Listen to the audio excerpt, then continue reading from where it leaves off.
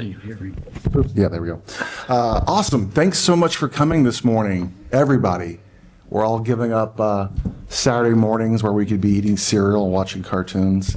And instead, we're here to talk about Panama City and the things to improve and ideas and all the good stuff. So I appreciate you coming, and especially even staff, too. Wow, Nevin's in shorts. I love it. There you go. New policy, shorts for everyone. But yeah, I want to reiterate that the goal of this meeting is to have a common time where more people can show up. And I'm hoping people come and go. You're welcome to come and go. This isn't a class where you have to stay the whole time. There's no pop quiz. We don't know what this meeting should be. This is a test. We don't know if this should be a forum or this should be, pictures of parks and you're leaving sticky notes on it. We don't know what this thing should turn into. We're going to kind of evolve it with you guys and the staff and see how we can increase engagement with more people. Couple housekeeping things. The bathroom's right there, and there's donuts right there. We are going to limit comments to 3 minutes. We might even have multiple times you can come up, but we want to make sure everyone gets a voice that wants to be heard. We're going to try to answer questions. Some of the questions we might not be able to answer immediately. We might have to come back. I got a stack of business cards here, so you can email me if we don't fully answer your question or if you have more questions. Do we want to have any conversation about the meeting with the commission before we start? I just think, in your efforts to, make, I guess the regular commission meetings more efficient, the time today is for us to hear from the community on anything that has to do with the city of Panama City. And no real limitation on the topic. So anything and everything Panama City, to that end. That's the purpose of these town halls. Yeah, I love it. Yeah. We don't have to be super formal. I'm Alan. And this is Jonathan, Janice, Robbie, Brian, Josh. You just call us by our first names. Do you guys want to have any conversation, any input? Please, or just get started. Yeah, sounds great. Any input? No? We're good. Awesome. I think the one thing I would say is because we are recording this and we're also streaming it, and so, I would please not make comments from the audience. Please always go to the microphone and be recognized by the mayor, and that's for the purpose of, capturing people that couldn't be here that might want to watch it. So it's important to use the microphone. And do we want to do name and address? I don't think we need to do address, but I think a name we don't have to, it's not a formal meeting, but I think a name is appropriate just so we know who we're communicating with. Perfect. So, who wants to start? Bernie, do you want to start? Yeah, Bernie up first. Yeah. Well, let you know what we're going to come back with. Hi. Bernie, the attorney. I'm not really Bernie, the attorney, but Nevin could have called me right after that first meeting, and he would have told you cannot ban the public from talking on items on the agenda. So I'm glad you guys fixed that. I feel like I should be singing or doing a comedy bit, which some of you think I am doing all the time. But this is uncomfortable. This is nerve-wracking. This is scary. This is miserable. I should be home sipping coffee with my sweetheart, not starting the weekend with this stuff. People think I love it. I don't, but I have to do this. But I'm going to take you at your word, especially you, Mayor. I know you, and I like you, and I think you have good ideas, but I think this is a terrible idea. But I'm going to take you all at your word. You want more public involvement? I'm going to make a spoken public request for any and all emails from May 1st till the present time with the search term public comments and the search term town hall. I bet you there's going to be a bunch, and I bet you I'm going to be charged a lot of money, and I don't think this is about more public involvement. Number two, if this is about public involvement and more of us doing this very uncomfortable thing for everybody to see, I think that we should do it every 2 weeks, just like the meetings. Doing it every month is then extend it to 6 minutes. It's just not enough. And I think what you're going to find is if you do that, you won't be here very often. You just won't. I think it was a bad idea to rip out part of what is essential at a commission meeting and put it on other days. It's sort of like, let's go to church on Sunday, but all that's going to happen is the sermon. All right? If we're going to hear from the people, or we're going to read parts of the Bible. We're doing that on Thursday and Monday. I think it just takes away what a commission meeting is at its essence. This is a big deal. Some of us come up here and we've got a real problem with some of you, and we will name you and we'll, express ourselves. And it's very uncomfortable for you guys to take those barbs and arrows. I understand that. But by separating this from the voting day means you don't have to be here. This is not mandatory for you guys. And I think by decoupling that, it's a major problem. And it's the essence of it is just wrong on so many levels. Finally, I'll end with this. This is not a business meeting. You guys like to say this is a business meeting.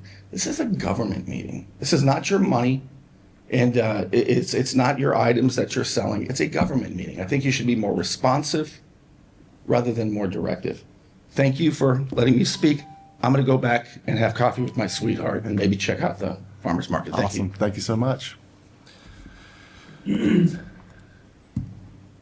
Surely more than one person wants to speak. Yeah, go for it. Hi, Amy Sage Clark. I actually live on East Avenue, and about a year ago, they repaved East Avenue and took the parking away from in front of my house next to Margaret K. Lewis. Like, they put signs up, it says no parking. The striping is gone. However, the employees at the school continue to park there. And when my husband tries to back his truck out, we're inches away from hitting their cars. There's a reason why that was put where it was put. They have parking on the back of the school.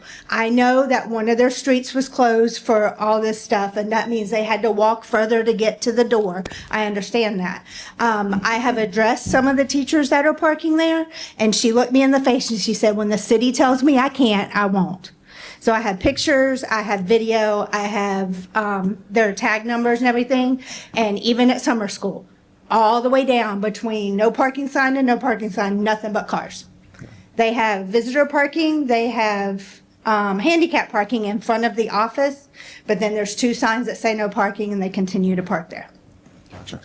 Can you send me an email with the pictures and everything, and then we'll loop staff into it, and we'll get more information? Ma'am? Both of those, please. You're mine. Yes, ma'am, I am. Thank you. Okay, I have one more. This is my turn to explain up. I have a neighbor if you're facing to the left of me, okay? They have a pit bull. The pit bull has attacked me over their 4-foot fence in the front 2 years ago. The last windstorm we had, their back fence went down. They have refused to put it back up. They let their dogs come in my yard.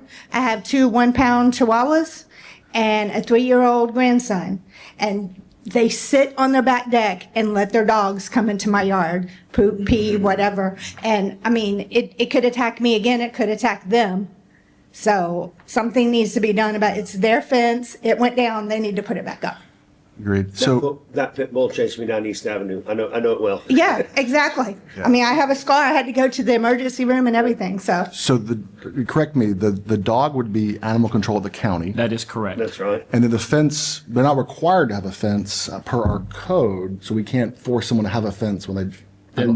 But the dog would need to be secured. So Yes. dogs in the city are required to be either on a leash or behind a controlled fence, with the exception of at our dog park here on Balboa. But yes, if any kind of loose animal issue would be Bay County Animal Control. Can you stop the timer when we're talking, please? Thank you. Yeah. So do we have a contact? Just animal control of the county would be the best contact for you? Yeah, I mean, I'm going to email the county. Perfect. Yeah. One more, okay, 23 seconds, it said. Okay, my neighbor to the other side. The grass and the stuff in the backyard, like code enforcement needs to look over her fence. You can't even walk into her backyard. She has not cut it in probably over a year. And she also just pulled in a very old 1980s camper. And I looked up the code. I know they can have that in their yard as long as someone's not living there, but it has no tag on it. It's not tagged. And it's an eyesore, and her backyard's an eyesore, and I've got bugs and all this stuff coming from her backyard into my yard. We get it sprayed monthly, and it's still coming from her area. So that's on each side. Agreed. What's the address for What's your the? address? Yeah, no. What's the address of the issue with the yard? 148 148, okay. Northeast Avenue. Just so you know, code compliance complaints cannot be anonymous, so when we report That's fine. this, okay, just to make sure you know that. That's That's a new state law. That's a state law. okay. That's Yeah, fine. so, I'm done. yes, ma'am. Which stops a lot of people from sending code. It does. I wish that were different. Yeah. Yes, sir. All right, good morning, Brian Garman. First off, I want to thank you guys for having this opportunity because for me, and I know a lot of other folks like me that work during the week, I can't take off work to go unless, and in the morning, yeah, I'd rather be doing something with my kids or whatever, but guess what? If it's important enough for me to get up and talk, I don't mind taking an hour. So thank you guys for giving this opportunity. Thank you. So I attend virtually, I guess you'd say, with a lot of the commission meetings. And yesterday I was watching it, and I've been the CRA meeting, and I've been listening to a lot about this transportation impact fee, and it seems like most of the voices you're hearing are from people with a vested financial interest, the builders, the developers, whatever. So my perspective as a citizen is that we know that Panama City's growing, right? And we know that we're going to need more roads, and somebody's got to pay for that, right? And so it's either going to be, to my mind, and maybe I'm wrong, taxes to pay for that or these fees, okay? And I look at it and I say, well, is it fair that people that already built out have to support this on their backs? And then I go, okay, well, maybe it's going to be a fee. And then I listen to the conversation, and it seems like it's going where it's like exception, exception, exception, exception. And pretty soon, the exception is going to be the rule.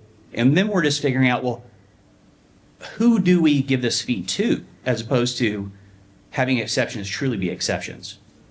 For me, that's concerning because I say, well, we don't even know, or at least that I've heard, how much money we're trying to raise from this fee. And to my mind, I think that's a good starting point, right? Do we want $10 million in this fund? What do we want? And then every time we consider an exception, we run those numbers, we go, okay, what's the impact to our estimate to come in? Because if we don't know what we're shooting at, then we don't know if we're cutting things too deep or if we don't have enough. And so again, to my mind, I think that there was a comment yesterday that kind of concerned me, and it was like, well, what types of businesses are oversaturated versus what do we want? And so then it's like the goal is shifted. We're no longer saying we're raising money for roads. Now we're saying we are either discouraging or encouraging certain economic development based on what we want, which is, to me, a completely different goal than the stated goal, which is to raise money for roads. So we either raise roads for money or we don't. And I think that there's a counterbalance to, well, these fees are going to make our houses more expensive. Yes, but also the counterbalance of that is that by having lower taxes, people are more incentivized to move here anyway. So you're either going to pay the cost over the long term with taxes or the short term with fees. Yeah. Thank you. Yeah, and I want to add on that, and maybe this turns into a quick discussion, but potentially, Brian, you were asking for a 10-year plan, like a repaving plan, and we could even extrapolate that math and say, okay, we're trying to raise this much money over 10 years, and the impact fees are what pays for the repaving program. Yeah, so I think, to what Brian was saying is tax, you get less of what you tax. So there's always this economic point of if you add a new fee on a specific use, you get less of it. That's my taxing philosophy. Whatever you tax less, you end up getting more of. And so I still think that there is this element, although that's not the primary objective of a fee, there's always going to be this nuance of we need to understand whatever we start to tax. If you tax affordable housing, you'll get less affordable housing. If you tax homes, typically you'll get less homes. And I think that's what our discussion was. But to the work program, Destin's got a really good example of a work program. It's about a $150 million work program because they've got to build brand new roads and those kind of things. But that's, I think, would address a lot of the concerns that we've heard, at least from the citizens, to know, hey, what is this fee used for? Because right now I don't know the answer for that. So I agree that the principle of what you tax you get less of. So there is definitely a balance here. That's why I expressed that I thought that the rates were too high. However, I think that the citizenry out there, they're just tired of paying taxes and getting taxed. Income's taxed, property's taxed, vehicles are taxed, everything's taxed. And then when you find out that part of the money that they're being taxed for is literally paying for development, I think that enrages a lot of people. And so while I don't necessarily think that every development or any development for that matter will actually fully pay for itself, I think it's time that they start contributing towards that instead of putting it on the taxpayers. You don't have to comment. Well, I just have one thing. To Brian's point, in this, the goal, we need to have one goal, and that is about the fee and what it goes towards and how much money. The government does not need to incentivize or de-incentivize a particular type of business. The market takes care of that. So I can offer up $1 million credit back to you, but if the market doesn't say it's a good idea, I'm not going to do it. So I agree with you. We need to stay in that one lane and identify that. And I'm having trouble understanding what we're trying to identify to do when we don't know what the problem is 5 years from now. I mean, a today problem may be exacerbated tenfold by the time we get to it. So I like the idea of outlining it, but a lot of it is a bubble. It's a kind of a bubble map, if you will, of what we want to do. Similar to my idea of trying to do it on the uplands. We don't know what we want to do, but we want to have a map. So we need to have some idea. Yeah, go for it. Yeah, and so, I'm sorry, just quickly follow up. The biggest thing to me that I want to avoid is that I don't want to be sitting here 30 years from now, and now we've got all this development, and we go, hey, yeah, we put this plan in, we set all the fees to zero, we kicked the can down the road, and now we're another $200 million behind in our infrastructure. If the next cycle has come up, right? And now we're in the same position where now we're having a fight where do we maintain our roads and do we just let people not have new roads, right? Like, I feel like Hurricane Michael gave us the clean slate, and we have to avoid the mistakes we've already made. And the mistakes we've already made was not investing and not having that money available to be able to do what we needed to do either for maintenance or for growth. I know there was a great discussion about the general fund used for maintenance and this other fund being used for new roads or capacity improvement. Well, that's great, but there has to be money in both in order to do both. Otherwise, if you're underfunded in one, you couldn't pull from the fee to do the other, but vice versa, you'd have to pull from the general to make up what you didn't have there. So I just don't want my kids to be having, this same conversation. I want them to go, man, like they put that road in and we didn't have to raise our taxes for it. Like, awesome. That's great.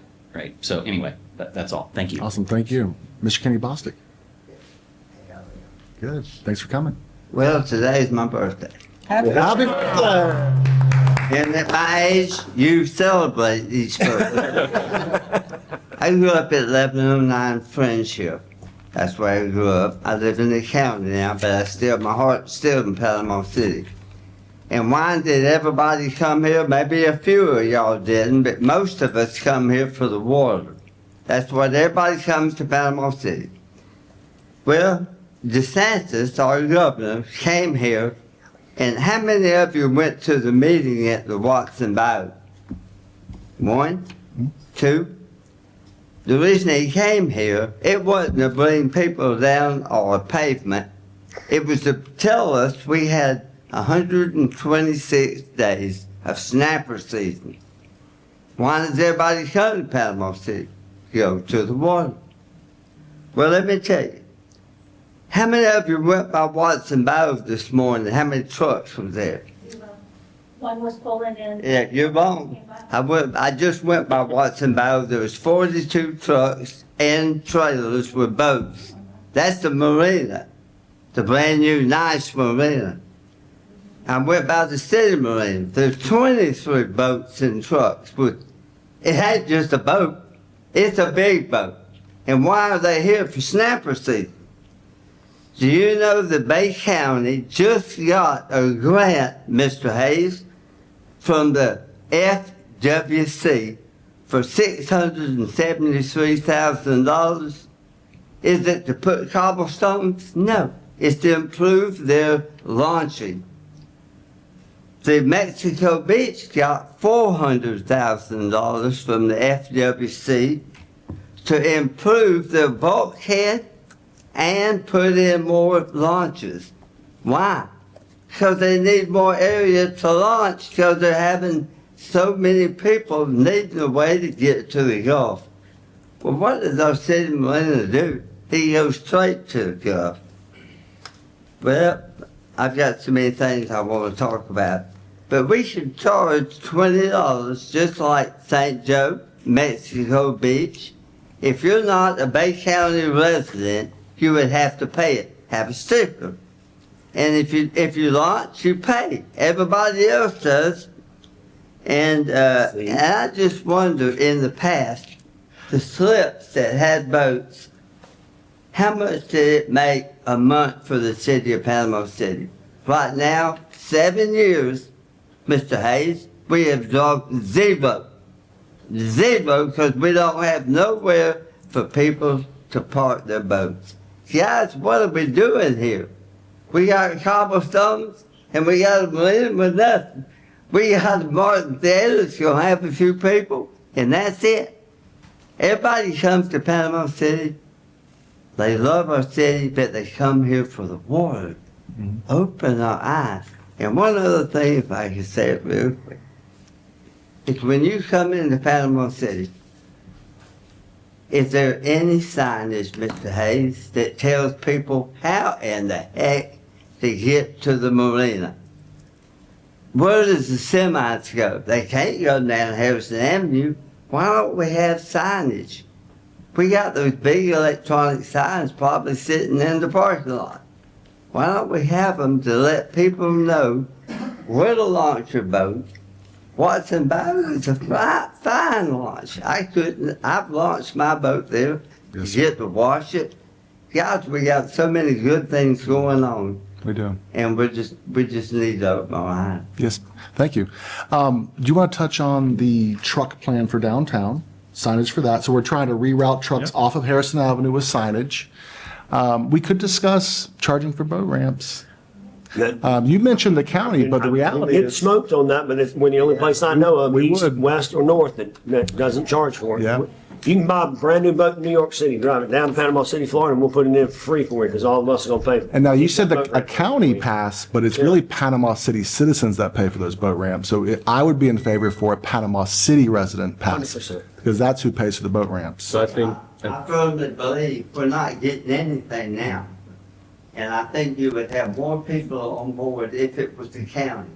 I think there's so many people outside the county that launch, and, that would be fine. I'm sure they would do it, but I just thought, I don't know how Mexico Beach, I heard it's electronic. Yeah, So you put your debit card in, but I think it's a big resource, and if you don't have a sticker, you get a ticket. yes, sir. And they would have the police going through. Yes, sir. Do you want to touch, oh, go ahead. I think that, I think it's a great idea to explore. I think one of the things that I would want included in it is, if you are a Panama City resident, for there to be a mechanism to where you get so many launches, already credited to your account.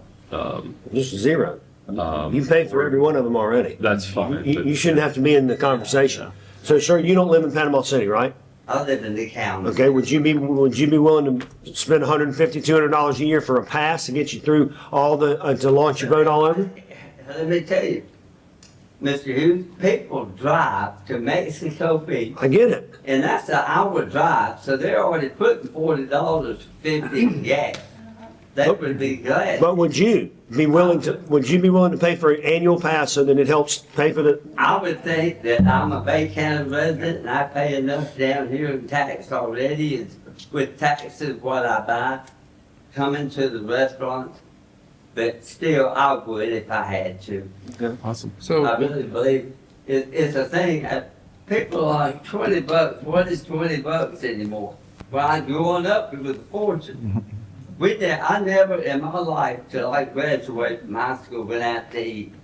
We ate at home. Yes, sir. I think people are missing out today on that, but that's me. Yeah. Thank you so much, and happy birthday. Happy birthday. So, so there is a mechanism, because they talked about it at the PO, for county residents to receive a greater discount than someone that lives outside the county. And, so I mean, there's a way to do a multiple tier system. The irony of this conversation is the property owner that's adjacent to the Snug Harbor Boat Ramp, which was grant funded. So that's how we paid for Snug Harbor. That was a grant. $4 million. Yes, it was a very large grant. But the property owner that's adjacent to it, because so many people are using it, they're charging them to park and overflow to launch their Across the boat. street. So a private owner is actually charging folks. Right.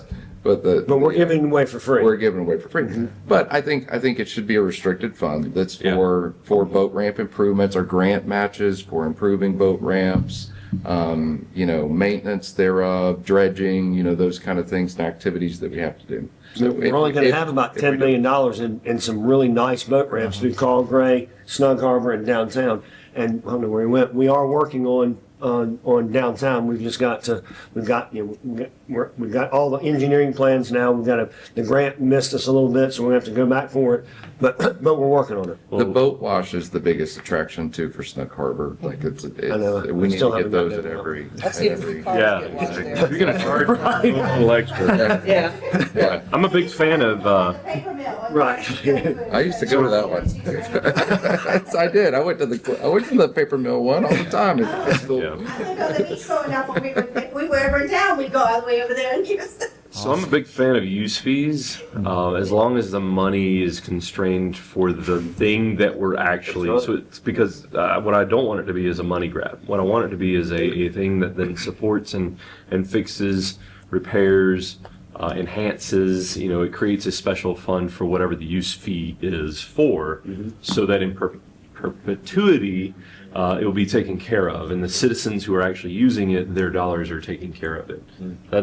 So I'm a big fan of use fees. Right, because if I'm not using it, it's not a tax to me. And especially for things like boat ramps, because I mean, if you've got a boat, then I mean, there's you're putting money into boats. Boats break out another 1,000. I think That's is right. Anyway, that's my thoughts on that. Awesome. So let's talk about process. I mean, there seems to be consensus that this is all a good idea, but this is our first town hall, so how would an idea like this move forward from Good here? question. Jonathan. I mean, I would think in a fashion very similar to like managed parking, there's companies, I mean, you get a sticker if you are a Panama City resident that allows you to utilize any of our boat ramps. And like Mr. Bostic said, if the police come by and you don't have the right sticker, then you would get a ticket.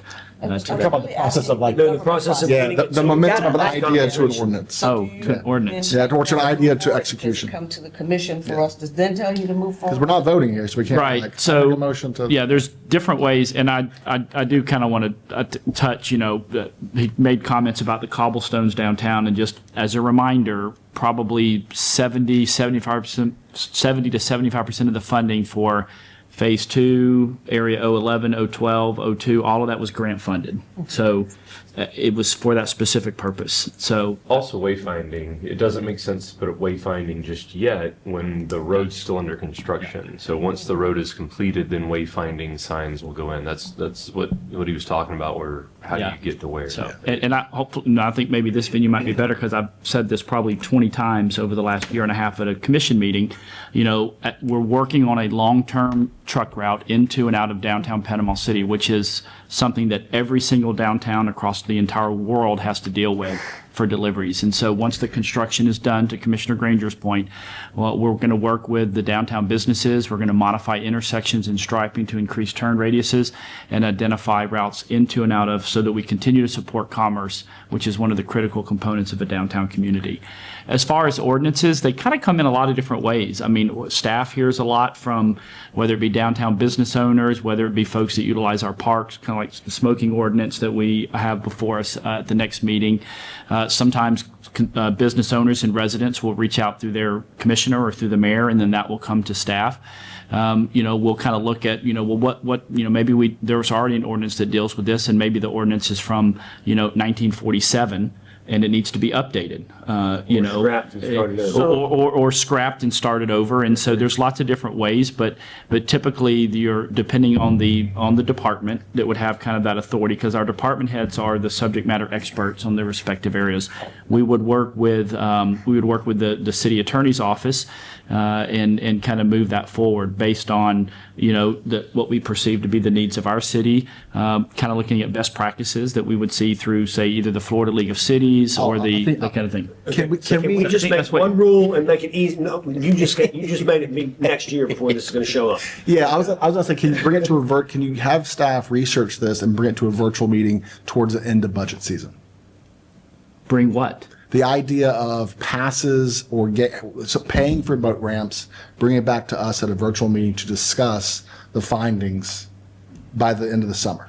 Sure, absolutely. Okay, yeah, that's what I was really. Oh, I thought you were trying. Well, no, but the reason that because the mayor sent me an email talking about, you know, how do we attack ordinances in general, and so I thought that's what you were maybe getting at, because No, I was just asking it is about this multiple, process. it is through multiple Yeah, acts. I think she's asking, how do we take this Yeah. Sydney consensus to move it forward? And to the point, I think Mr. Kinney's statement about the cobblestones was in reference to the FWC grants he cited that others have gotten.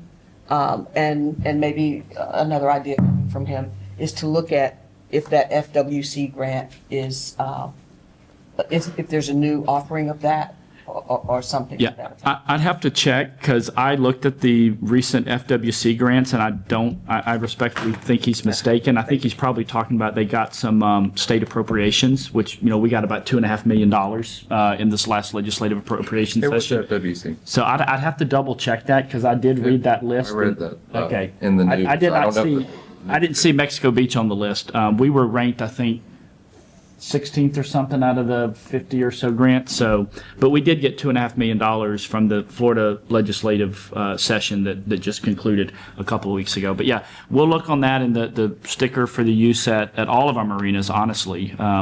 You know, Watson Bayou, downtown, and obviously St. Andrews. Oh, So when we had all those boat slips on the marina, I wasn't here for any of that, but I've been told multiple times by people who've been here for a long time, the downtown marina often had to be subsidized. We weren't really covering the cost with all those, you know, those little cool caves, parking, you know, basically. I think Commissioner Granger coined garages on the water. And often, if the larger marina fund we had, the St. Andrews Marina often really carried the weight on that. And the marina didn't pay property taxes and didn't pay for the bulkhead around the marina either. So it was non-boat owners were subsidizing boat owners' boat slips. Brandy put together like a 5 or 6 year look back that shows what the downtown marina lost every year, what St. Andrews Marina made every year. So, I mean, I'm sure she still has access to that file if anybody wants to see it. So, My point with this whole meeting was what you just saw with the boat ramps. That would have taken 6 months of Jonathan going, hey, there's a commissioner that is interested in exploring the idea of charging for boat ramps. You would have bounced it to us over the course of weeks or months. Yes. It would have taken, that 15-minute discussion would have taken you 70 hours. Yes. And then it would have that would have been 2 years from now. And I think that's my point of this is the citizens, and I as a citizen was starving to know how ideas happen. Where do they come from? What's the genesis? And Jonathan's job as the city manager was essential. You can't say, well, Robbie says this. You can't say that. His job is to go, a commissioner is interested in charging for, and then he has to build consensus sort of behind the scenes to feel confident that he can spend staff time on it. Then Mr. Zimmerman starts doing work, and the legal team, and everyone starts doing research, and then it comes for a vote, and half the commissioners haven't been involved in the idea formation. The citizens have no idea where it came from. And it's taken 5,000 hours staff time. So that's my point with this meeting, so. Anyway. Yeah, you summed up the last 2 years that I've dealt with. Yeah. And that's just government. That's not Panama City. That's the Yeah. way government is. And Dandy donuts are delicious, but. Yeah, please, we got way too many. Y'all eat them. Awesome. Who's next? Yes, ma'am. Good morning. Good morning. I think it might be her birthday as well. Is it? It is.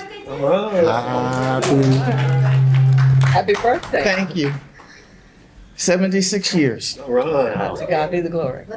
And it is to God the glory is that I'm still living. At any rate, I'm probably going to ask what is considered a repetitive question. Are we giving names and addresses here? Just names. Brenda Lewis Williams. I would like to know, and it's a repetitive question, why we have no action at Joe Moody Harris Park. I've gotten answers, but they're nonsense answers to me. And why we have not pursued developing plats, combining plats on Martin Luther King so that we can get some viable businesses in there.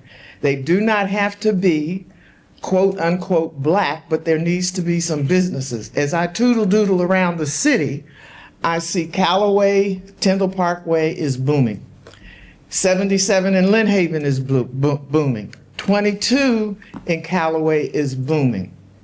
15th Street, not so much, because it's already dense with businesses that have been there for years. Why can we not, or why can the city not combine those plats?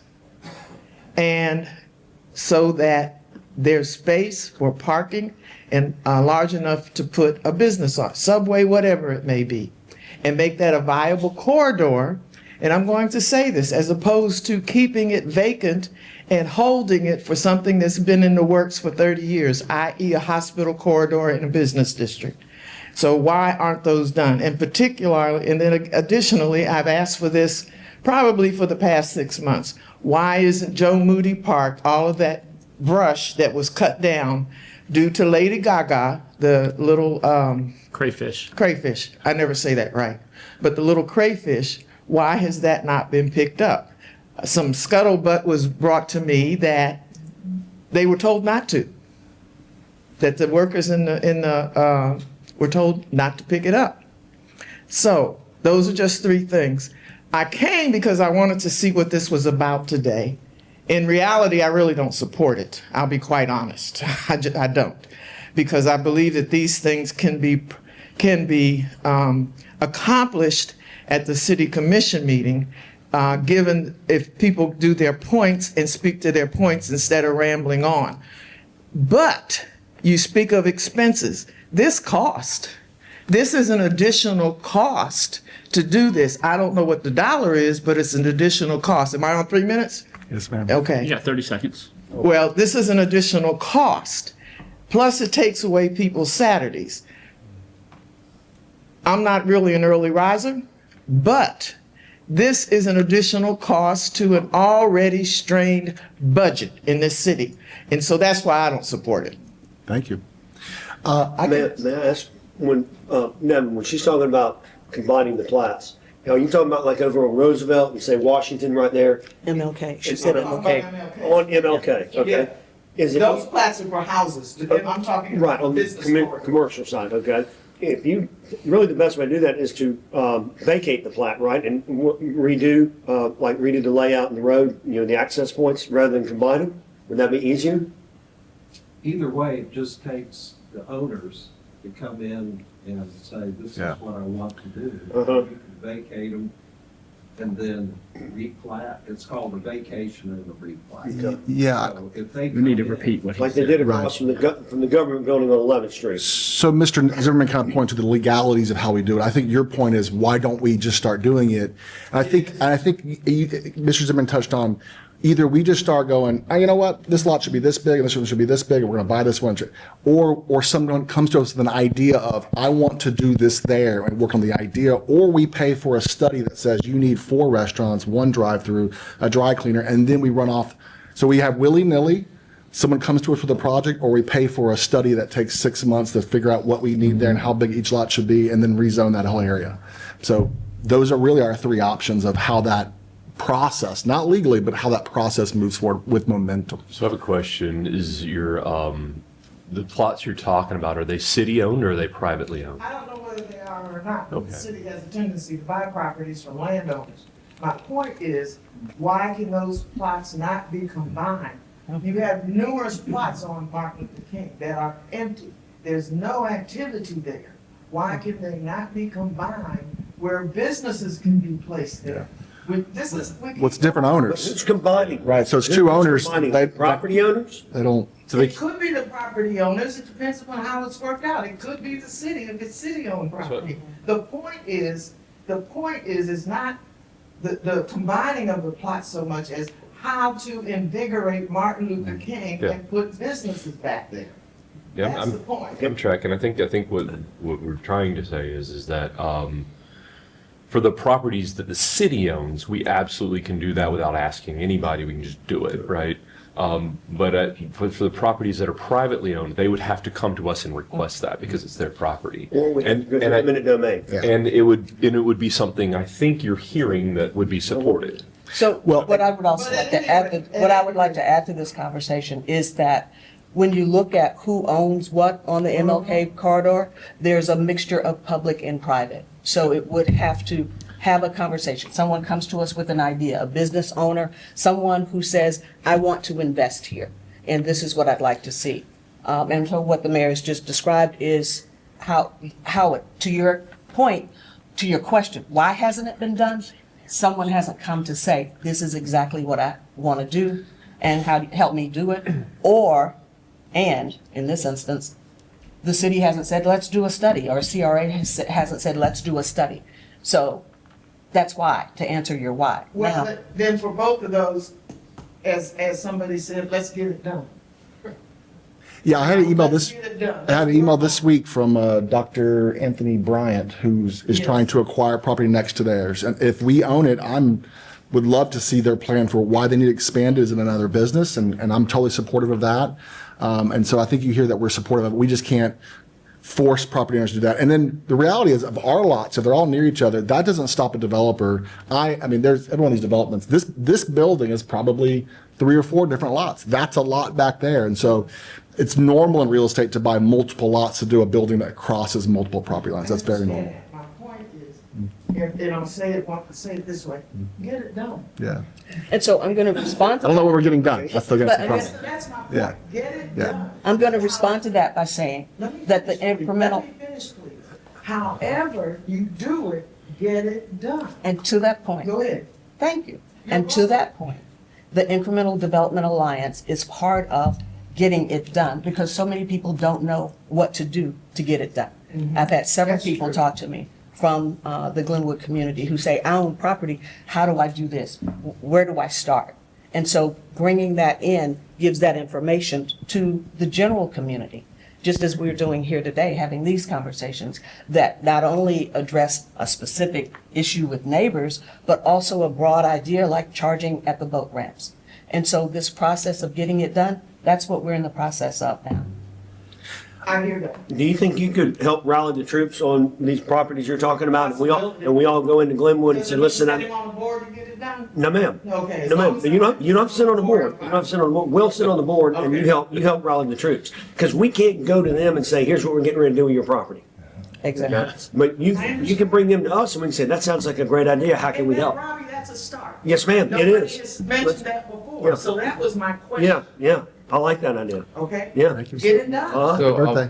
I'll point to this, like we now have the most intense land use category that we have on MLK for lot lines and those kind of things. So it makes it's the easiest zone to develop in that's ever existed on the books. And so, I mean, the things that government can do, we control zoning, we control incentives, CRA incentives. We've done the most aggressive CRA incentive package that you could do. You advocate for further access from FDOT on things, which we've done. So go down the list of the things that have happened in just the last 2 years as far as advocating things. But what will not change is government takes private initiative to see change happen. Government cannot do everything by itself. And so it takes a group of passionate people that are ready to invest and to improve their community to see it happen. That's where Incremental Development Alliance comes in and helping equip the communities that exist in all of these neighborhoods, whether it be in Glenwood, whether it be in St. Andrews, whether it be wherever, to know and understand how to maximize the value of the property that they have. And since I've been in office, excuse me. And since I've been in office, that's the message that I've carried, and you've heard me say that it's going to take private money to come in and say, this is what we want to do. What we see happening downtown, while government made some general provisions, got grants and so forth, the people who are opening the businesses are private individuals. And so there are folks who have come forward and said, oh, I'm going to work on this idea. I'm not ready to go public with it because I need to acquire land. And of course, you know how that goes. But it does take time. It's in motion. So getting it done means going through the process. And that's what we're doing. And so we welcome you to help us with But the that. citizens aren't informed of what you're getting done or not getting done. And that's where the lag is. That's where the, what do you call that thing? That sinks. That's a sinkhole. That's where the sinkhole is, and it stays there. And they don't know what's going on. They do not know what to do. I like Robbie's idea, but when it's kept close to all of your chest, we have absolutely no idea what you're doing. And government is supposed to be a word I hate, transparent. But at most of the time, it gets muddied. And it gets muddier because information is not forthcoming. It may be forthcoming in a small group, but to a larger group, it's not forthcoming. Yes, And I've witnessed that for the past 30 years, plus years in Panama City. But it's not forthcoming. yes, ma'am. Thank you. Happy And I birthday. didn't even answer to my second one. So I can just speak briefly to Joe Moody Harris Park as I have in the commission meetings before. So we've got a grant for that. It's worth $700,000. And if we go out and it hasn't got that final signature on it yet, it's going through an audit process with the change in administration through that. But we're still optimistic. But if we go out there and start doing a lot of stuff, we've put that grant in jeopardy. And so we don't want to do that. That's $700,000. And with that, we're going to redo the path. We're going to put in exercise equipment. And maybe even a little bit of, if we can fit in maybe some Frisbee golf holes. Not really sure if it's the best layout for that, but all of that. So that's why the delay is. And I promise you, Keith Mefford will be doing cartwheels through the rotunda as soon as they sign off on that grant. What about the stuff, Same thing. They will pay for that to be removed. So if we go in there and we pay all those tipping fees and haul it out there, then we're paying for it. If we let it wait and then they pay, the grant will pay for Somewhere it. on city property? Maybe. It's on city property. Okay, we're away from the people. I mean, Well, the park's not really fully being used right now. Okay. So if we want to put the grant in jeopardy and move that, I'm happy to do that. But I think if the next park to be overhauled is Joe Moody Harris Park. Okay. We're just waiting on the grant to be finalized. So, Awesome. yep. Mr. Lawrence. A suggestion, in these cases, it might be good to put some signage out at our parks and like an update. Hey, this is why. where it's at or something, because I think it's just a communication piece. I don't, yeah. Awaiting grant. Awaiting grant, and here's the grant award number. Call your congressman. I'm just kidding. Just kidding. Yes, sir. Jim Lawrence, and I will state my address, 447 South Palo Alto Avenue. I'm over here in the Cove. I want to say thank you for the new roads, the new infrastructure, the new water. Looks great. Don't stop. Keep it going, especially down West Beach Drive in front of the ad hoc Panama City Welcome Center. It has some of the worst roads ever, period. Second, with regard to the user fees for the boat ramps, that has been discussed often. That has been discussed during the Sonnenblick arrival. It was discussed prior to Hurricane Michael. It was discussed after Hurricane Michael. I have been part of the team that walked down there and handed out the flyers on Saturday morning and took the survey.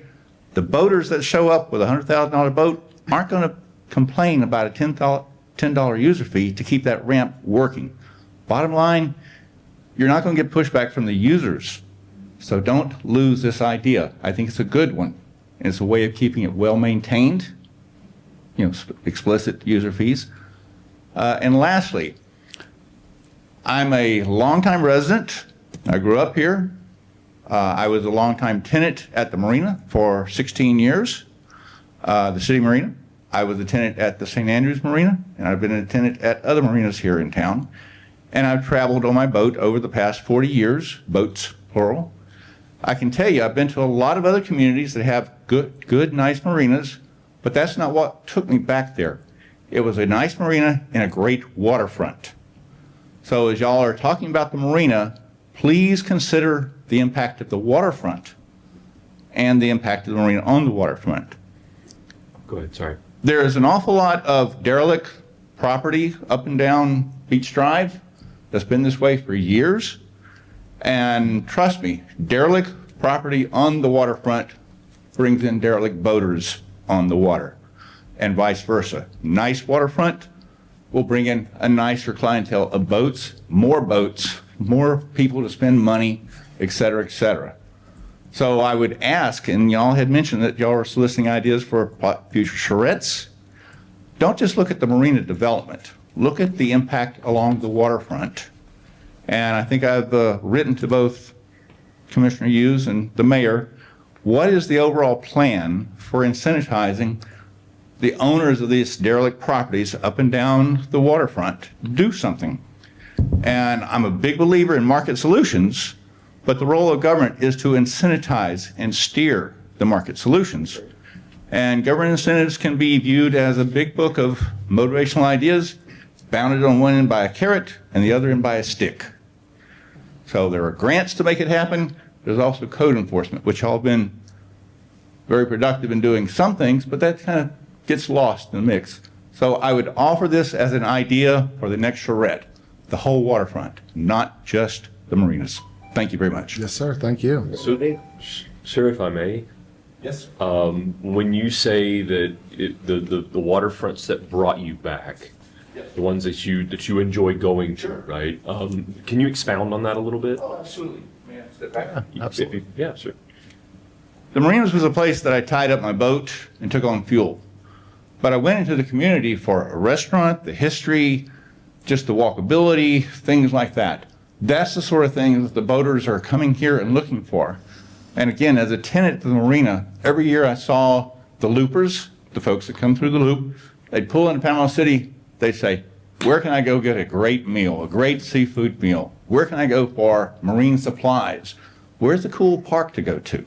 That's the things that the waterfront brings to the waterfront that incentivizes boaters to come to that community, not just a place to tie up their boat. Does that address? Yes, sir. Thank you very much. Okay. And I think that also helps us to understand it's not the us or the them. Oh, yeah. The locals or the loopers or those tourists out of town, but both and. Yeah. Because that attraction helps the business community to grow and develop, which we all benefit from as well. Because many folks are eating downtown now in the city of Panama City, coming from other parts, because there's something to do downtown. Sure. So thank you for giving us that Okay. perspective. Thank you. It's twice now the teacher's caught herself on the conjunction of or and. I just want to point out she's she's keeping it alive up here. Who's next? I like it. Yes, sir.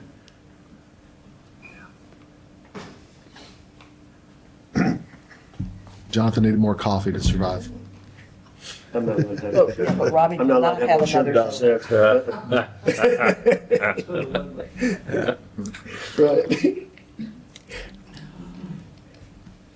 How'd I get there? Yeah, that's the whole idea. Keep hiding the microphone. While he's coming up, I'll just say, In the corner. yeah, while he's coming up, I'll just say that we do acknowledge that there's been certain areas that actually are kind of the city's responsibility along the waterfront and also parcels, and we've tried to do a better job of kind of jumping on that, along portions of East Beach Drive and West Beach Drive, and even parts of 9th Street. I'll actually touch on that. I'm working with UF Agriculture Extension and St. Joseph and St. Andrew Bay Estuary Program to roll out guidelines for the city to how do we maintain our dead-end streets that butt up against the water, with room for people to go to the access of the bay, but also native species plants and all kinds of that. My parents own waterfront property on Palmetto Avenue next to a dead-end street, and that's going to be the test project.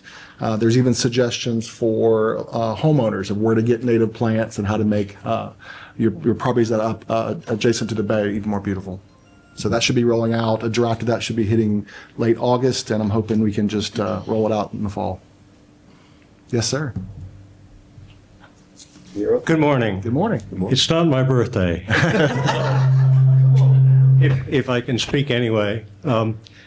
Obviously, I'm here to talk about the infamous West Beach Drive multi-use path. And I think it's time for the commission, to challenge the staff to find out what the real facts are. Specifically, what has the FDOT told the city they can and cannot do? What are the guidelines that the city must follow in order to get plans approved by the FDOT? Also, second question is, how much money is left in the grant? The grant was originally $8 million. We know that at least $1 million have been spent in the development and design of this path, which was turned down by the FDOT. What is the status of the work on the revised plans? We've been told that the city is working with the FDOT to come up with the plans, and yet when I've asked for public information about the money that has been spent on that additional planning, there is no dollars that have been spent. In fact, there's been no report, no status report filed with the state, with the FDOT, disclosing any additional expenses, which is hard to believe that we're working with the FDOT to come up with a new design, and yet we're not spending any money to do it. Hard to believe. The next thing I would say is, it's been raised at several occasions. I raised it, former Commissioner Halligus raised it. The dimensions of the state-owned right-of-way from on the east side of the Gama to the end of West Beach Drive is reduced to either 43 feet or 45 feet. The existing footprint of the road allows for approximately 4 feet of additional construction. There's no way that an 8 or 12-foot path, multi-use path, can fit in there and also have the buffer. So I think it's extremely important to understand that there is no way that the path will fit on that part of the state right-of-way. And last but not least, there is a sunset coming up on this grant. And right now, there's one extension in place, and that is to extend the building until the end of December of this year. And I think the commission needs to hear these facts so they can make a legitimate decision as to whether or not there is any probability of being able to build this path, or whether they should go back to the state FDOT or the state legislature and get this money repurposed before it goes away. Thank you. So I asked about the money spent. You had asked me about that. Yep. The clerk said that she had sent you the expenses, that you had what you had in expenses that we started with, what was spent. That's what we got, and I think you have some trouble believing that that's all the money that there is left, or that that's what we spent. We started, let's say, $8 million. We spent $1 million. We got $7 million left. And that was one of your questions: is how much has been spent to date, not with the new design. And I asked her about that, and she had mentioned to me that she had sent that to you. Well, yeah, no, in fact, I've sent it to you. I know, but It's specifically a page out of your books. Right. And it is a sum total over $1 million. The question is that there's no additional engineering expenses paid after the 31st of September, the 30th of September. That means whatever, 3/4 of a year have gone by without a nickel being spent on design, and yet the city is claiming that they're working with the FDOT to come up with a design that will satisfy the FDOT's requirement. Hard to believe. That's why I think there's more money that's been spent. My pay grade, so I'll have to send that over there. And what we've done, I mean, we've requested on a number of occasions information from the city through a legitimate public records request. And as of the moment, I've been told that there have been no additional claims filed against this grant because no work has been done. And that's meaning that there have been no quarterly reports filed with the FDOT on the status of this, which is a requirement under this grant, that a quarterly report is filed. And I've had a conversation with Mr. Murphy, and he claims that no additional funds have been spent. Thank you. Do we want to just give an update on Beach Drive? Honestly, I mean, I've taken some good notes. I think this would be best if staff just drafts a memo. I'll have it by Wednesday, close of business, and we'll circulate it to anybody and everybody. Oh, no, we email with Mr. Pickett every week. We'll make sure he knows. Yep. Thank you. I'm going to leave behind my 5 questions so that they're covered in the memo. Yes, sir. Because these are not new questions.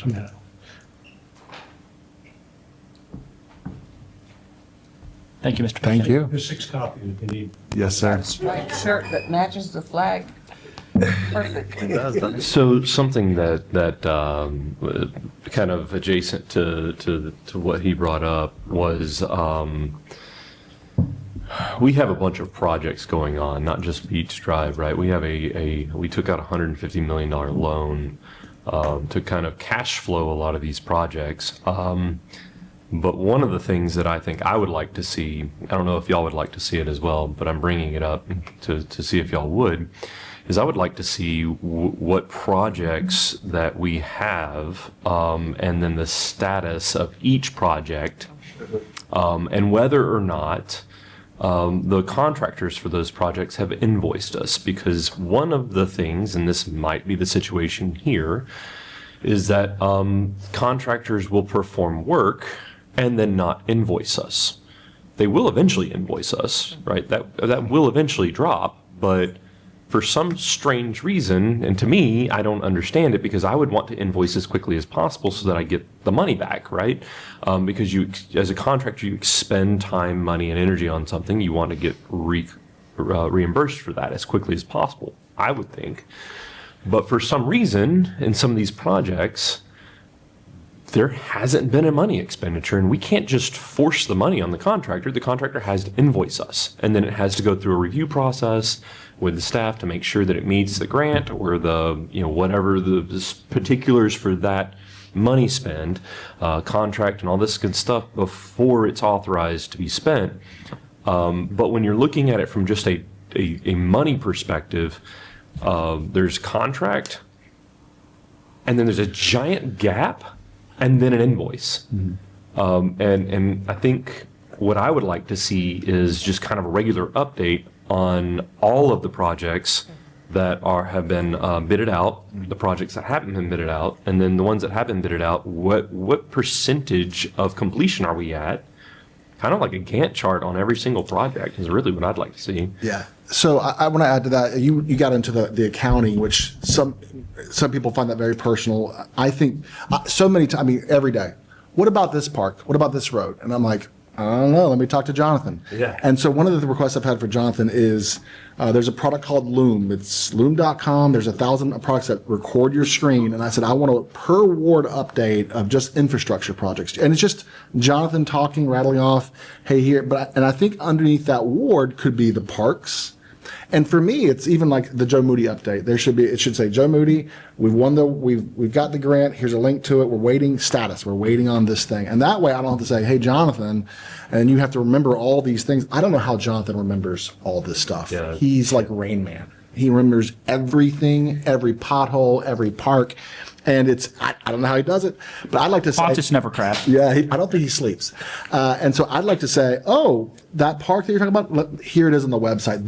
It gets updated every 2 weeks or 4 weeks or quarter, whatever it is. But we know we can just point people to the park page or the project page, and they feel like, okay, I'm more. And then we're not having to go to Jonathan and going, hey, and we're doing these one-off updates for individuals. Yeah.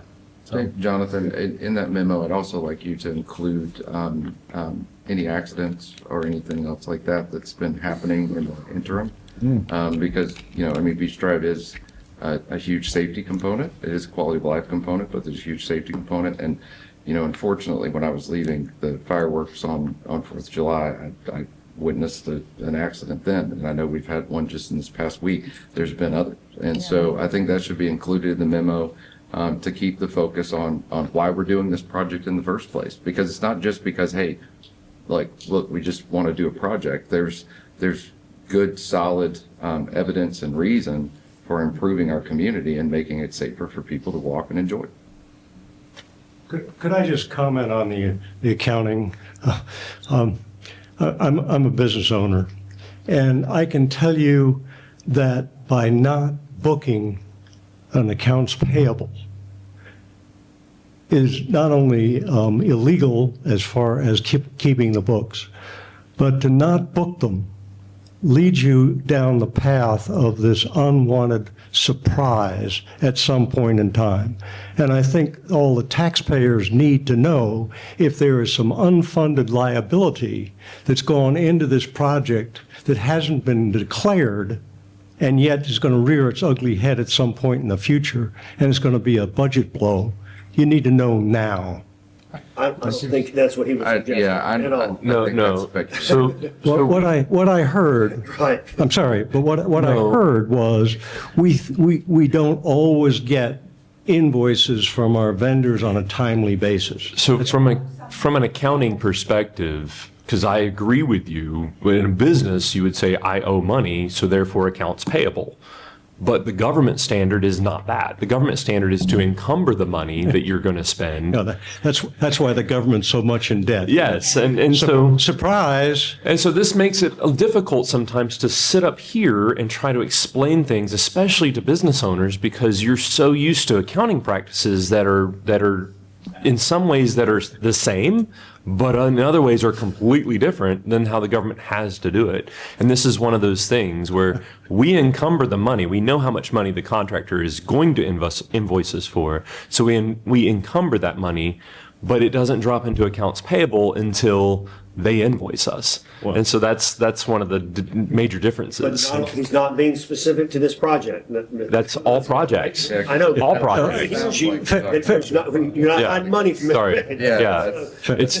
That's all projects that we deal with. Fair enough, but Okay. I'm concerned about West Beach Drive because I think you're going to run out of money before you can build this, and I don't think the state's going to let you build it anyway. So save the money, do something else with it. Statements of relinquish that go to the city here. But to your point, Commissioner Grant, one of the things that happens. Can you come to the mic, please? Thank you. One of the things that happens with that accounting, and I've done government contracting, you are with the feds, you are supposed to put or submit your invoice monthly. And when you do not submit your invoice monthly, you incur problems. Additionally, what a lot of contractors do, and they've gotten in trouble for it, is they load it. They load it up and they think that the municipality or the governmental agency is not going to scrutinize that invoice with a fine-tooth comb. That's what they're counting on. So they figured, oh, I'm just going to pay they're going to pay the whole thing. Yeah. Thank you. Yes, sir. Brian, before you go twice, is there anyone else who wants to go speak for the first time? Yes, sir. Sorry, Brian. That's okay.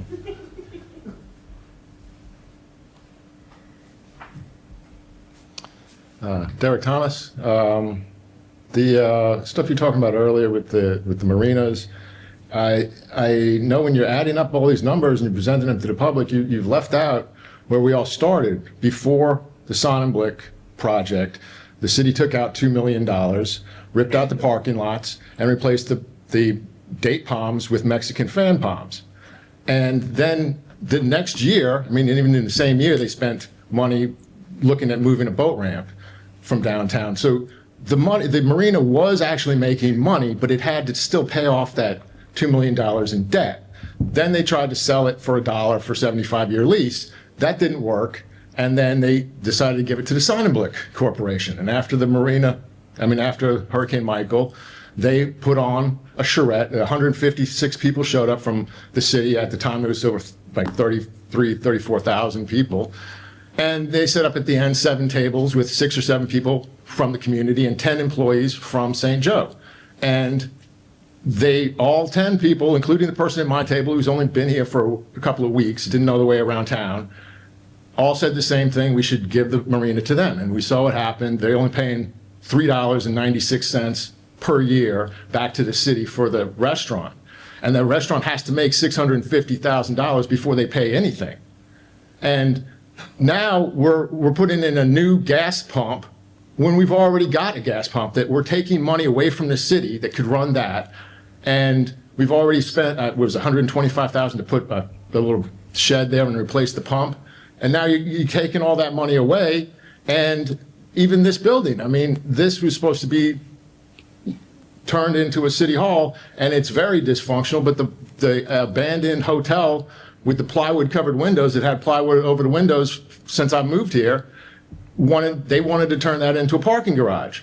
And so now I'm paying for parking in St. Andrews, I'm paying for parking downtown, I don't even own a car. And now I gotta pay for a parking garage, and if I ever do go out and find a metal car and buy one, I have to pay for parking? I pay taxes here and I can't even get the ditch cleared out for 12 years, and then when they do, they don't actually fix the drainage problem? And now I pay taxes here, I have to pay to launch my boat? And if your boat costs $100,000, then fine, anything over 30 feet, then charge them to launch their boat. But if somebody's launching a jet ski, they shouldn't have to pay money. If they live here, they shouldn't have to pay money. I want a sticker that for my car, if I ever buy one, that say, I shouldn't have to pay for this parking space that I've already paid for. And I want free unencumbered access to the water. That's why I live in here, to be next to the water so I can launch my boat. I already pay taxes. I'm not happy with how you guys are fixing it, and in the 8 seconds left, do something about the hurricane, being prepared for the next hurricane. Cut the branches off the trees and just haul out the big tree. Don't drive down into a wetland and tear up everything. And clear out the area right now in front of the drains so that when there is a flood, we don't wind up worse off than we did. Yes, sir. Thank you. I did get, there was a timeline that Jonathan and the team made of the marina. And because it's confusing. Even sitting up here, a lot of stuff's happened, a lot of people come and go. And Mr. Thomas mentioned some money spent on the marina. There was a curvy sidewalk at one point before the hotel came in. And so even me, I'm trying to remember that. And so I agree, it's really confusing. To clarify, the memo that Jonathan sent with the timeline, which I've made available in public, I believe it's $680,000 that the hotel and the restaurant have paid towards merchant fees, bed taxes, lease share, rental rates. Bed taxes weren't included. Okay, and it was like $75,000 to the DIB. You're not going to get the bed tax because they're the only hotel in the area. So if that were to be released by law, by state law, then that would. Okay, so it doesn't include that. Yeah, it was like $680 in total money. Right, but no property taxes in there. So $680,000 just directly from them. Is there any other questions you want to address within? No, I think that's a valid thing. I mean, we hear a lot of numbers that float out, like, hey, nobody's paying anything, nobody's that. But I mean, we've gotten lots of documentation that's in and even pointing to, the financial review as we go through it. To your point, like the marina, we borrowed $8 million to go do a bulkhead on the downtown marina. The downtown marina never carried the debt service. It was always carried by the general fund. Why? Because the downtown marina could not afford to carry the debt service on the $8 million to fix the bulkhead. So, it was economically unsustainable the way that it was done. That was in the past. We're now where we are. Let's make it sustainable, make it great, and make it for something the community enjoy. Yes, sir. Maintenance. Yeah. Yes, sir. All right, Brian Garman again. Really quickly, I just wanted to circle back to Mr. Pickin and Ms. Lewis-Williams' discussion. And a question that I was going to ask that may clear up some of these questions is in the proposal that was put out, like what billing agreement was done? Because I know, again, I'm a contractor as well. And if it's time and materials, yes, you bill every month and invoice every month. But if it's milestone billing or deliverable billing, whatever the case, whatever the agreement is, sometimes you have to wait until you have something created or finished before you charge the money. So it might be worth just asking, Mr. Hayes, if you probably don't know, but if you do, awesome, how that's set up for billing. And that would answer the question of, why there's encumbered money or, whatever. So that's all I had on that. Thank you. I don't know the answer to that, so I'm going to include the billing and all of that in the memo as well.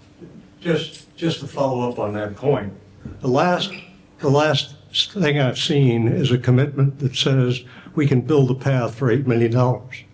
We know it's at least $7 million left in the grant. So it already under funds or under the guesstimate of the cost of building the path. Yes, sir. Thank you. Let's keep in mind that included a $1 million water line as well. It did, and I'm going to do the memo, but I'll say it again, like that, the $8 million was not just for construction. of just the path itself. We've said that repeatedly. That was for design, looking at all the deeds, the property lines, the surveys, the environmental surveys, the landscaping, all of that. But I will a memo and we'll have it done by Wednesday, close of business. Yes, sir. Anyone else? Yes, sir. Is it your birthday too? It's not. We'll just have to ask everyone. But that. there's cake, I'm in. Yeah, donuts. It's gone. We do have to ask, have you been to a Masters tournament and watched it in person? I'm sorry? Have you been to the Masters and watched it in person? I have not. Oh. I won this hat. It's a good looking hat, Make though. sure it is. Yeah. I wish. Jeff Hagan, and a couple of issues. I live on the corner of West Beach Drive and Calhoun. So the beach that is there in the dead end, that the city maintains, I have to say, the work that the city did in that has really brought a lot of people. It's constantly used, and I'm in the yard a lot and see that it is getting a lot of use. Appreciate the trash can, because that keeps the trash out of my yard, and so all very positive. People are using it, people are enjoying it. The parking aspect of that should be looked at. It's not deep enough for people to pull in straight, so we get a lot of people who are very confused on how to pull into this space. And right now, on the west side of the thing, as a pit has formed, and I hear people drive in and they bottom out their car and then they back out. It's just like, ugh, pick a different path to get out, because you hear it go. So a lot of use, very positive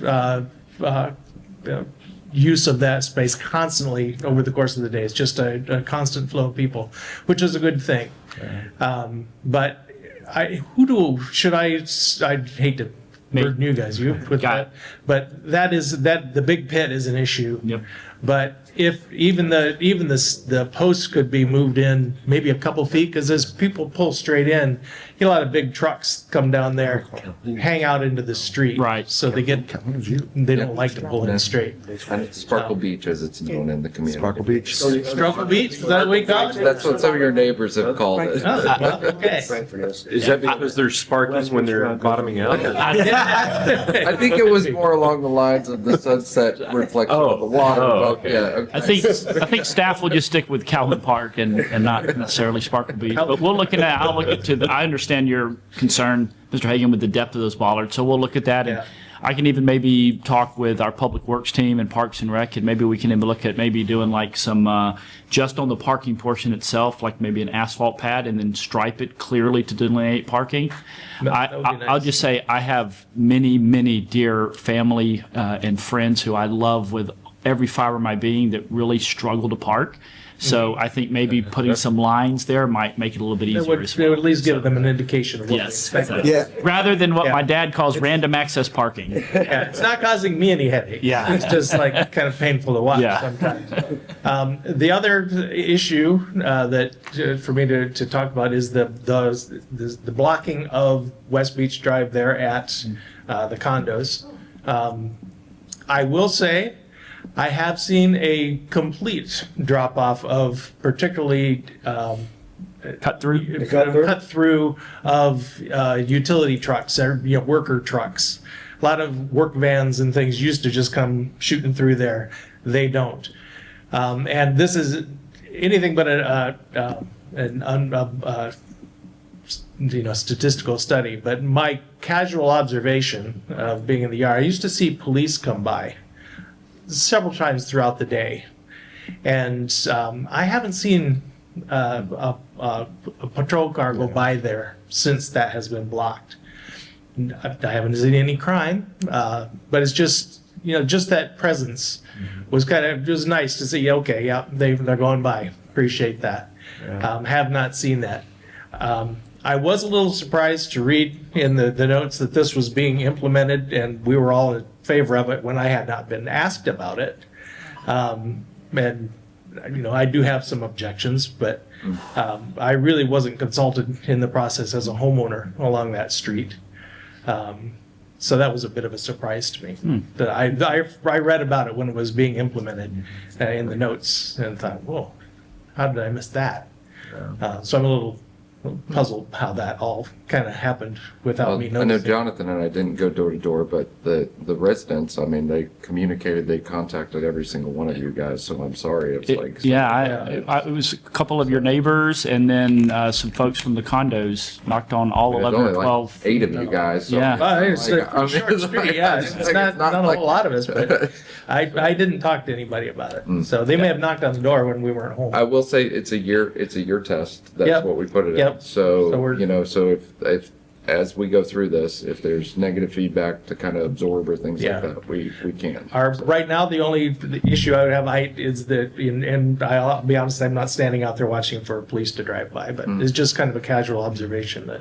I'll mention that to the police chief. I'm sure that's something we would do. And do you live alone? I mean, I don't know, maybe they talk to someone else in the house? No, it's just my wife. Okay. Let's say where we're going with this. My question, he left Yeah. like, oh. my wife and I don't always communicate, so I just, No, we talked about this. I would be very surprised that, I mean, the people that told us that they knocked on every door and talked to someone, like, I mean, I would like trust them with my children. I'm a little are you on Beach concerned. Drive or are you like farther up? I'm on Beach Drive. Corner of, Should have yeah. been, Corner should of have definitely Calhoun and been. Beach. Yeah, you Yeah. should have definitely been. Yeah. Here's is the yellow house, right? Yeah. Yeah. I want to mention too, like these access points to the bay are these shared spaces that we have. And I mentioned my parents live on Palmetto Avenue, Dead End Street, and people, no matter who we are, we create problems. Sometimes we have our radios too loud when we're at the beach, or we drop a can of beverage, or we park in the wrong spot. My parents have had their driveway blocked by people driving to their dead end street, and there's not a place to park, and you have to go down there, and it's an inconvenience. And it'd be really easy to go after that inconvenience of a person who, particularly, that might be the best 2 hours of their week, spending time that you get to see all the time, because it's special owning waterfront property. Not everyone owns it, Right. and so it'd be easy to say we got to stop people from doing that because they're inconveniencing me. And I appreciate you not doing that and coming here saying let's find a solution instead of saying we got to stop this. There's too many swings out here.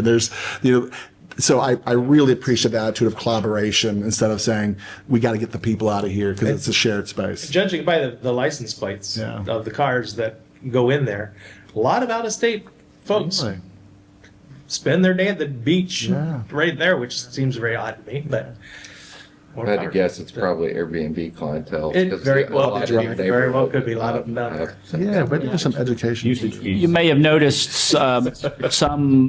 somebody drove kind of through that and knocked a couple of the signs down, so crews are aware of that. We're gonna have to get that fixed. I didn't notice. Yeah, that. they were westbound, and I just that curve just. I mean, Beach Drive is a very wide road. I mean, people don't realize this. Those lanes are wider than like 231. Or the interstate. Yeah, and the interstate. And so people, and sometimes that curve just, jumps out in front of you. So we're aware the signs got damaged, and we're going to get those fixed early this next week. Well, and what a different town this would be if the people who founded the town would have platted it where there were no public access points. It would be a completely different town, only favorable to landowners that have waterfront access. So those are really special places. We do get a lot of people asking about, are there any docks too that they can fish from? And they're always dismayed that these are all private docks. Yeah. And, well, what can I fish? Send them to the downtown marina. That's what I do. I love it. Yep. Here's the difference in that call, my calls on that were, they're closing Beach Drive down going west, because the way that the article It was looked like written. we were Yeah. closing off Beach How Drive. am I gonna get to the beach, Yeah. Oh, yeah. So, She's back. I have some questions. she's back. Yeah, I am she. I submitted an MOU for the use of the old police substation on MLK. I've not received an answer on that. Somebody wanted to buy it. Pardon? I thought somebody wanted to buy it. But tell me. No one's told me that. Yeah, there was an email sent this week This week, about yeah. Okay, required. well, it's just common courtesy Like 2 days to ago. Yeah, like 2 days respond. ago. But aside It from, was just then that's the answer, I have that. I also submitted a request for MLK, the MBEs and DBEs. I have not received a response on that. And all of those other things, cost overrides, when are we looking at completion, et cetera. Yeah. Jonathan has the email that I sent. So you didn't get it? Sounds like another memo. I'll answer your question again in just a moment. Well, I haven't gotten. Are you done? Well, my finishing comment is, Okay. I haven't received an answer at all, to my knowledge. Yep. So we continue to be on target kind of for the late fall for the completion of the MLK Rec Center. And as far as the MBE and DBE, that question is with Burke Construction. Burke Construction is the prime contractor. That's whose relationship the city has. And I don't know if have Burke responded, Keith, yes or no? Okay, and we've sent that to Miss Lewis Williams. Okay, do me a favor, send it to me, and then I will send it to her and blind carbon copy all 5 elected officials so they know she got it. Thank you, Mr. Mefford. I received numbers, but not who. Yes, sir. George Crothers. And just to let you know, I celebrate a birthday every day.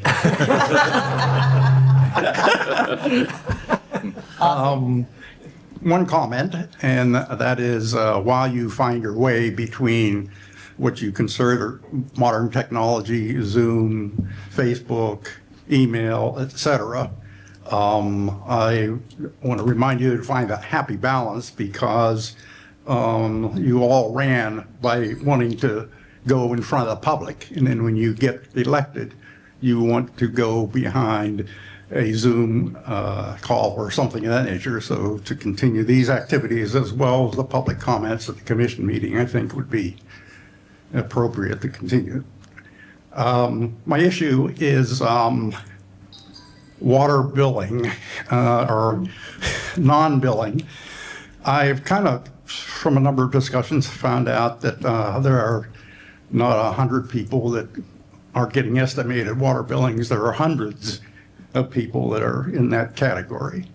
I rue the day that you're going to finally ante up with what I owe the city, and it's going to be $1,000 or more dollars, I think. I don't know that. Nobody knows that. And I would believe there's a bunch of people out there that don't even know they're getting estimated billing and that they're going to be subject to a significant bill at one time. It is not their fault that there isn't a reading going on. And yet I know what the city's position has been. Too bad you use the water you owe us. So I kind of will maybe stay on this point a little bit. There has been no, to my knowledge, policy established as to what you're going to do and whether you're going to be fair to those types of customers. In my case, it's been 3 years.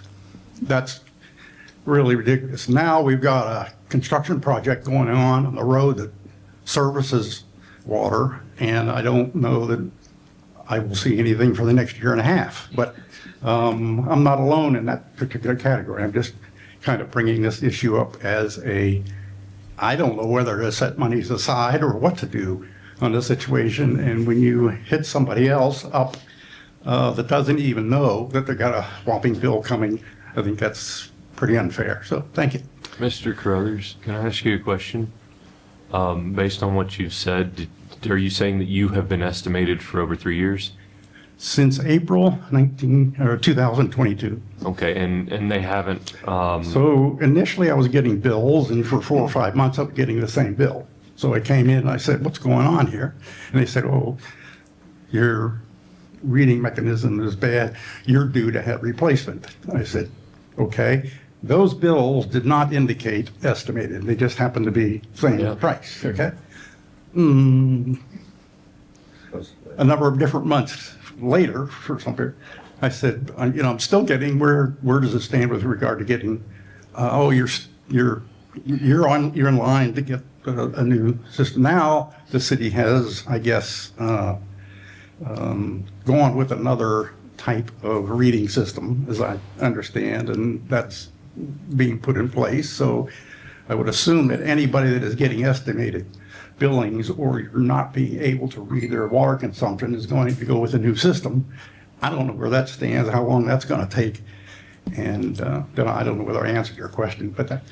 Yeah, you did. Thank you. One of the big problems that we had was that there was a lot of folks like yourself that were being estimated and had no idea because we weren't telling you that you were being estimated. If FPL did this, they would be forced by the state to tell you that you're estimated. And then every 3 months, they would have to do a true up. Let's look back and actually read the meter and see what you've used or not used, and then refix your estimated rate moving forward.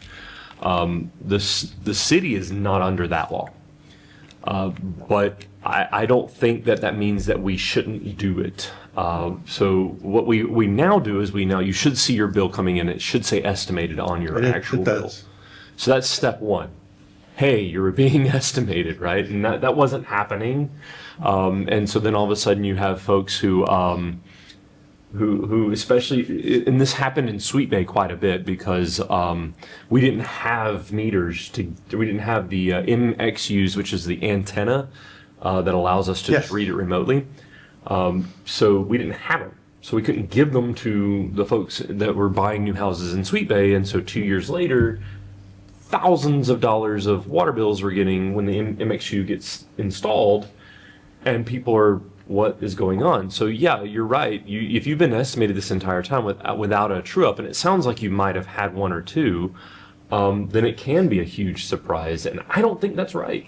I don't think it's right. I think that when we give you the bill each month and we say, this is what we expect you to pay, at the end of that month, if you used more, that's on us. There's no room for me to say, I want to pay more. Yeah. The bill's the bill. So now, if we are estimating you and we're telling you that we're estimating you and we've done a true up and then we're doing true ups every 3 months, that's a different story because now both parties understand what is happening here and we're not going to hit you with this crazy, insane bill unless, of course, you decided to build 5 pools or whatever. But I just want to make the point also that I pay my bills. I use the water. I feel it's appropriate that I pay for it. But this is a circumstance that's kind of out of my control, and I'm concerned about the impact at some point in time. Well, you can ask for a true up, and they'll come out and read the meter, actually read it, and compare it to what your estimated bill is, and then that will be the new amount. And moving forward, it'll be it allows for the average to be leveled off a little bit better. So so the true up does what? It's going to tell me how much over the period of the last 3 years. It's a manual read. And so we're back to. Well, no, I mean they just manually read it, and then they basically say, okay, well, last month we thought. So you're going to start from here, at this point in time. Yeah, it just resets the average, and your average is the estimated amount. The problem that we experienced up in Ward 3 is that they had never had a water bill with the city before because it's a brand new house. Okay.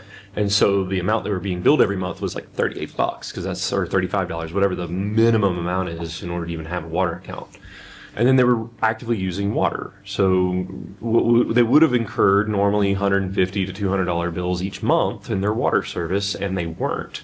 2 years later, add all that up, and it's $2,200, $2,600. I mean, it's a lot of money.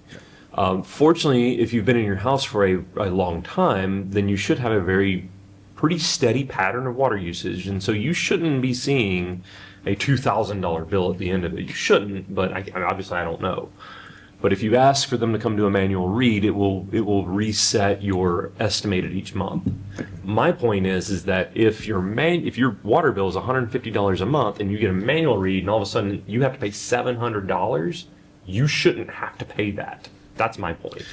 I got something. So I want to add to that. So code enforcement right now is dealing with a similar issue. Code compliance. Thank you. It's a better, it's not. Where's code compliance? So even me, in November, I was going to sell a piece of property and I had another one next to it, and the title search, they said, you have a lien against your property. I'm like, what? And so for 3 years, I had an open case against my property that was accruing interest. And I got a letter like 3 days later that said, you need to go in front of the magistrate because you got fines, $57,000 in fines. So I want to discuss surprise bills, because what we do, and it's no one's being evil, we switch systems and there's broken things, but the idea that we surprise a citizen with a bill that they are unaware of in either water or code compliance, and then go, surprise, you know, for you and I, if it's $1,000, no big deal. But for a lot of people, $500, $200 an extra. It's like, No, oh, you're talking. no, I got, those are nice shoes. You're well dressed this morning. But, you know, a lot of people can survive a bill, but $200 might be someone going, okay, AC goes to 80 now, or we're not eating dinner tonight. And so the idea that I want to push forward with a policy or whatever we need to do that enables staff to say, when we have been doing bad billing practices, the lens is empathy and forgiveness, not you've been bad, here's a surprise, now give us our money. Yeah. Because that's terrible. That's not how you deal with your mother. That's not how you deal with humans. If you say I can afford it, Yeah. my $1,000 penalty is not unlike the person who can't afford its $1,000 penalty. Yeah. I mean, I don't It consume. doesn't make it right. I No, it doesn't make it right, no. I don't consume Yeah. any more water. but Right.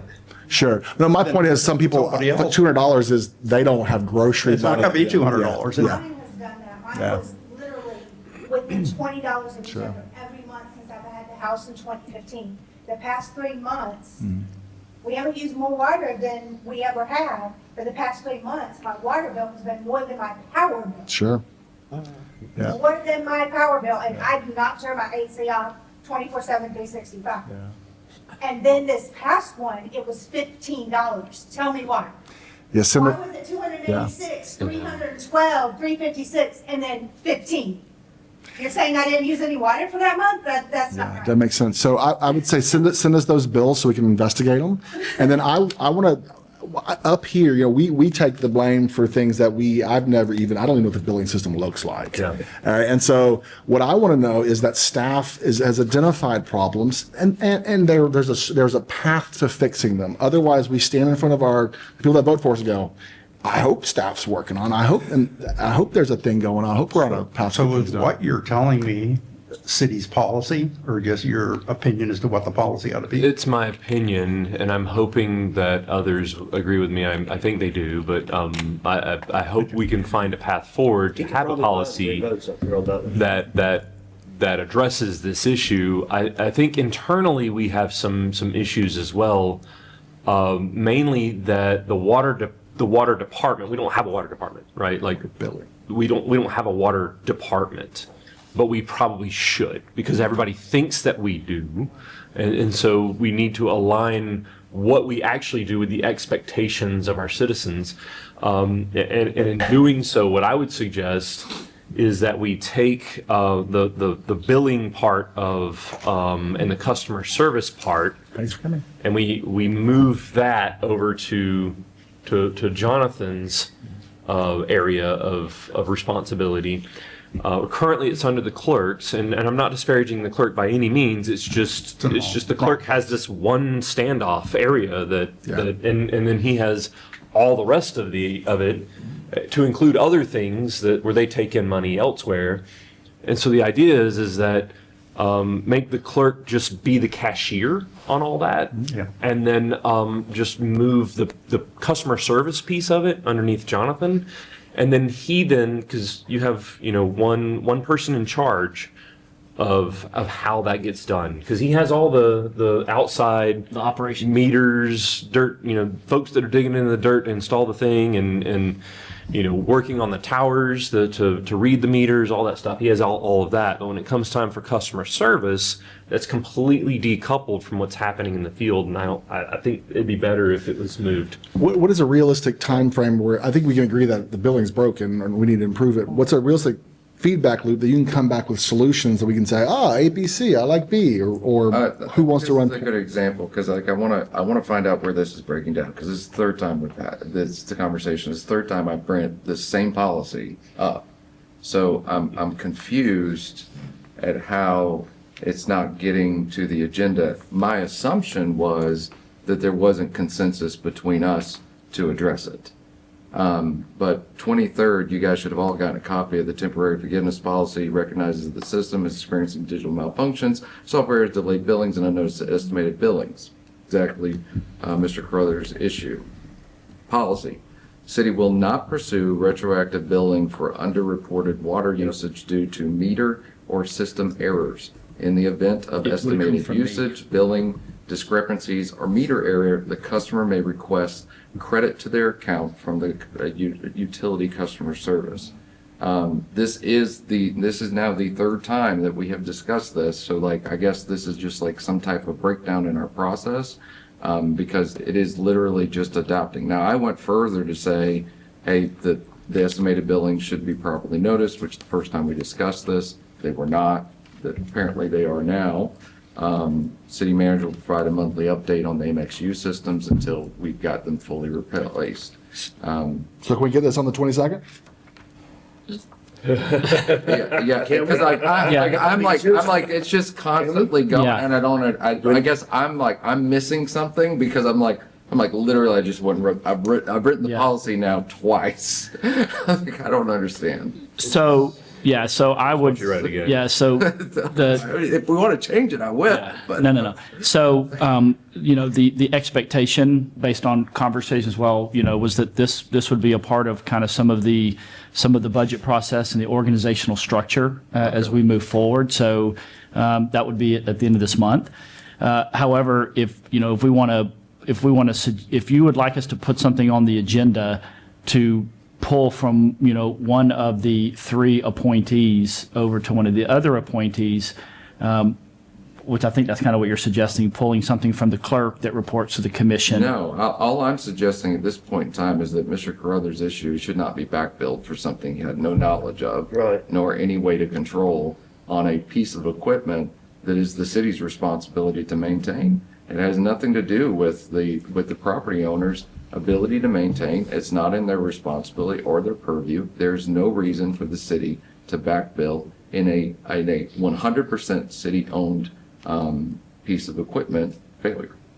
And so as far as I'm concerned, regardless of where billing rests, this should be something that should not be back billed. That's where I am at. That's what I understand. There are different opinions on potential costs, but while reducing water loss should be property owners, like these are compounded issues, went through but the issue is, this is not an equipment that Mr. Carruthers or any of these other property owners own. And it's hard to say on one hand, we're losing 25% of water underground in leaks, and then turn around and say, but you owe us 100% of what we can't say is right or wrong. But to your point, Robbie, I don't think we are losing 25% of water leaks. Now, I think 5 years ago, I think that was very much the case. I think now it is an issue where the billing system hasn't been properly reading people's meters. So my question would be, how do we take this email and adopt this policy as soon as we can? Right, like next commission meeting. Well, I don't care what the things shells you got to It's been do. a year. What's the, Over a year. how do we get to a vote? Let's add Brian to his participation on that one, and then he makes the motion, and we're done on the next meeting. I think, I don't know, does this require a draft ordinance, or is this sufficient for us to vote on? I don't really know. I think we can put it under you, Commissioner, for the purpose of discussion. I wouldn't propose to put anything under the clerk section of the agenda, but obviously Just put it under me, I'll put it under you. we'll Yes, go sir. through it, and We can vote on just it. provide a copy of what I provided, and then we'll see if we can. Speeding government get up. this I already done. love this meeting. Thank you. Well, I mean, it's good for me. He just sped government up. So there were two things that prompted me to stand up today. And number one is I attend many of the commission meetings, so I kind of have, if I wanted to, an audience. All of them. All. All of them. There are hundreds of people out there that don't, and their voice is not being heard, and you don't know about it, and they're in the same predicament I am in. The second issue is I observed a water leak in the toilet, and I think in 3 or 4 days I caught it. But if that went on and on, I'd know at the end of the month. I won't know if that toilet leaked for the next 2 years. Wow. Or maybe longer. I don't know, but that's why. And that's why I that think tipped it's me not off and say, wait a minute, underground I got to say something about this. I think it's issues like Mr. If there's a pothole of water coming out, that's a water leak. And we still have those, but not as much. I'll grant If you he's that. got a water leak in his house, we're going to be billing him for it. Yes. Because that's going to go through the meter. That's correct, but I find it, but my bill would have gone yeah. up significantly, and I say, wait a minute, at the end of the month, wait a minute, what happened? And I go check for water leaks. I mean, So- there may be an underground leak for all I know. So staff has done some work because you've got like the tip of the iceberg of the water. there's more issues here. But staff has done a lot of work on trying to bring a lot of those issues to be resolved. And one of the things that once we're able to put a lot of this stuff behind us is that we should have a program in place that that will allow us to tell you that you have a leak. That's one of the capabilities, if we're willing to pay for it. I believe we have to pay for it, but that's one of the capabilities that we would then be able to say, hey, Mr. Carruthers, we think you have a water leak. You might want to get that checked out, and then be proactive rather than reactive. Yeah, that'd be great. So hopefully, it's going to take a while, but hopefully we'll have a better system in place. Anyone else? Yeah. James Carmen, Ward 1. Just to tack on to that discussion, what upstream of all the billing and all the challenges with that, what is the game plan to actually attack the water meters and the reading of the meters and just, holistically across all the wards? What are we going to do about it? What's the timeline to say, all right, now this stuff actually works? It was supposed to be working in April, but we've not fully completed that. So we had contracted with someone to replace meters. The estimated timeline was for April 2025. That has not completed to my knowledge, Jonathan, but that's also why, I'd put in here for just an update on progress on MXU replacements and repairs.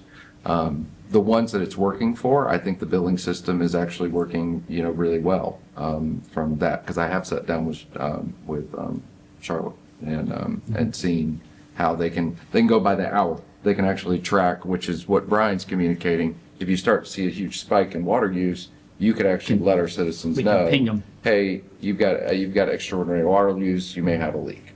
But right now as it stands, we really need to get a handle on people getting, back billed and getting a, $1,000, $2,000 bill for something they really didn't have any control over. So just so everybody's aware, part of that is going to require a lot more labor intensive, because we have to go out to every property that's estimated at least every 3 months to do a manual read. Because what you don't want is to have a situation where somebody does have a leaking toilet and it leaks for 6 months, and we've been billed by the county for that water, and then we don't actually get any money for it because of this policy. So right? that may be what Brian's talking, that may be why it's not come, because my opinion is, yes, we should be internally motivated to make sure that we have our meters replaced. However, if that doesn't happen, I don't want to send somebody out every day. The bottom line is, if you didn't know for 3 months, you just don't bill them. I don't think that there's not going to start sending out manual meter readers. It's just like, hey, we need to replace the meter, if that makes sense. Yes, sir. Jim Lawrence, just to continue with this conversation, having been through the leaky water meter issue, the leak was not in the house, which would have been detrimental for me. The leak was just beyond the meter, which is not atypical with all the old galvanized pipe and stuff that was installed years ago. So the leak would not be on my end, but the leak would be under the street, under the sidewalk, which would be eroding it. So it's not the homeowner's issue, but it's the city's issue, because all of a sudden you just pave my new street or put down new sidewalk, you got an erosion issue there. So there's 2 reasons for looking for that leak. Is it at the house, or is it under the street that affects y'all? The other observation I would make is your virtual meeting that you had 6 weeks ago. Or last Monday. Virtual workshop, the first one. Yeah. Where it was no comment. That was very insightful. That was an hour and a half of y'all talking about what eats your lunch every day. An hour of it was the call center issue, but 15 minutes of it was the water billing. And then today, all the discussion about water billing. It seems like the Venn diagram says water billing is a big issue. Please put a priority on that. Yeah, I think that's clear. We want it 100%. That's the point of all of this, is we don't get to discuss this, so staff feels more, have the rails of what they can work on. Got it. Yeah. And totally. as you've probably heard, he's been working on water. I've been working on water. we can't talk to each other outside of this meeting or outside of a public meeting. So there's duplication of effort. Sometimes that's good, but a lot of times it's, he may think that there's a specific way to solve it. I may think there's another specific way to solve it. And honestly, this today's meeting is as much for y'all as it is for us as well, right? It's very, very helpful for us to be able to openly communicate. I'm glad we're doing these kinds of things because it allows us to have a better discussion with the citizens and with each other. I would say everybody Let me brings. say this, I know that Miss Williams she doesn't agree with this meeting. Well, I changed my. Okay, thank you, because what has happened today, real quick, I'm brand new. And I called Alan a couple weeks ago, I said, man, we were talking before the election every day, and I just want to say hi, because we can't talk. We can, but we can't. Yeah. And what this has done in all three meetings that the public has come and either participated or not participated, you know that we've talked about things that we're not going to talk about at the commission meeting unless it's on the agenda, and we're going to rush right through it. And this has been very, very good for me. And whether you agree with the process or not, it's been good for me who's new, and I want the public to know that it's helping your commissioner. Okay, and so please bear with us for a little while. At least through the end of the year, we're going to do this once a month. And I'm glad to hear you say you changed your opinion. Momentarily. And I should be moving up your score ladder, by the way, too. No, you'll never get A's. No, I'm going to be past C+ one day. Never get a what? She doesn't give A's. I'm thinking about going back to grading, by the way. Anyway, I do commend you for this because it is somewhat eye-opening.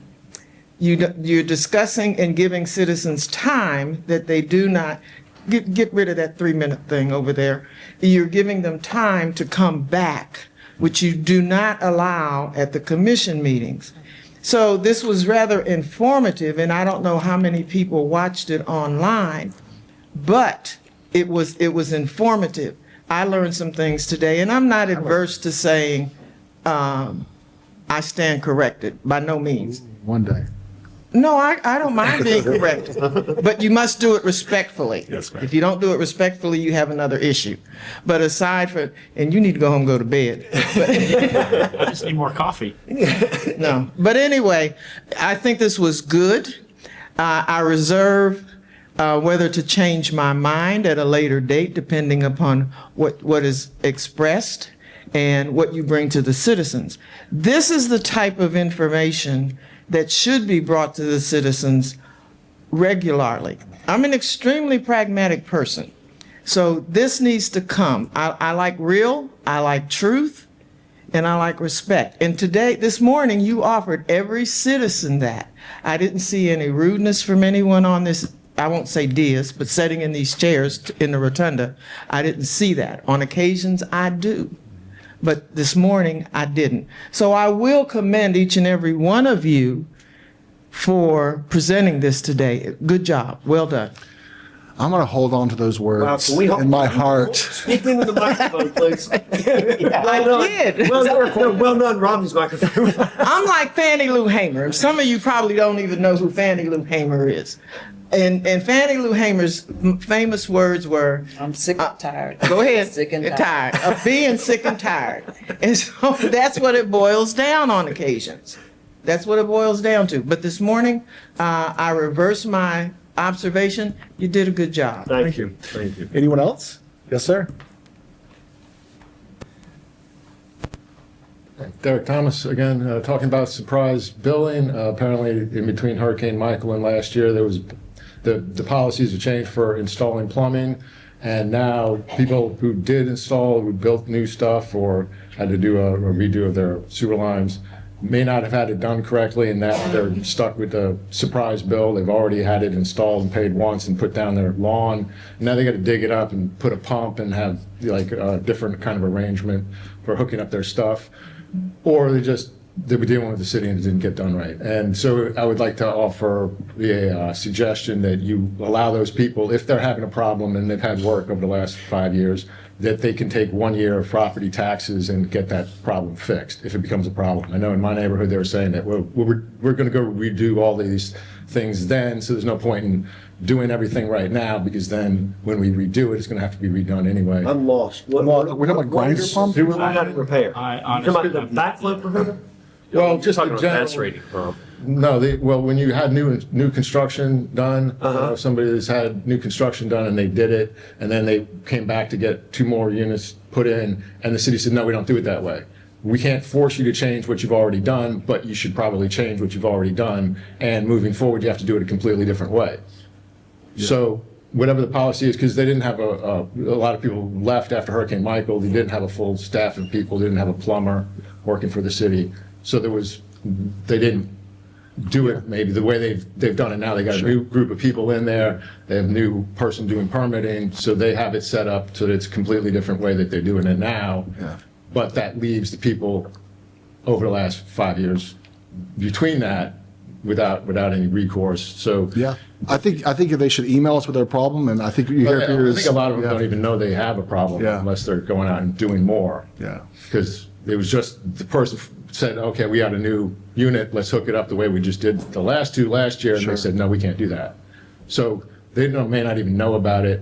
And I also think that code enforcement, you guys could put in new code enforcement rules, say anything that's a civil code violation can be prosecuted through code enforcement, because otherwise you're sticking it with a retired person living on a fixed income, now has to go out and get a $5,000 engineering report and has to go out and hire a lawyer, pay $15,000. If the person appeals, then pay another $15,000. If they win something, they have to go back to court to sue to get the money. It takes years. I think all of that is unnecessary in a city where code enforcement is supposed to be there to, protect everybody and not just the people in areas where there's going to be developers, and that becomes an area where code enforcement officers go there and spend a lot of time. I'm not saying the magistrates who see this are doing anything inappropriate.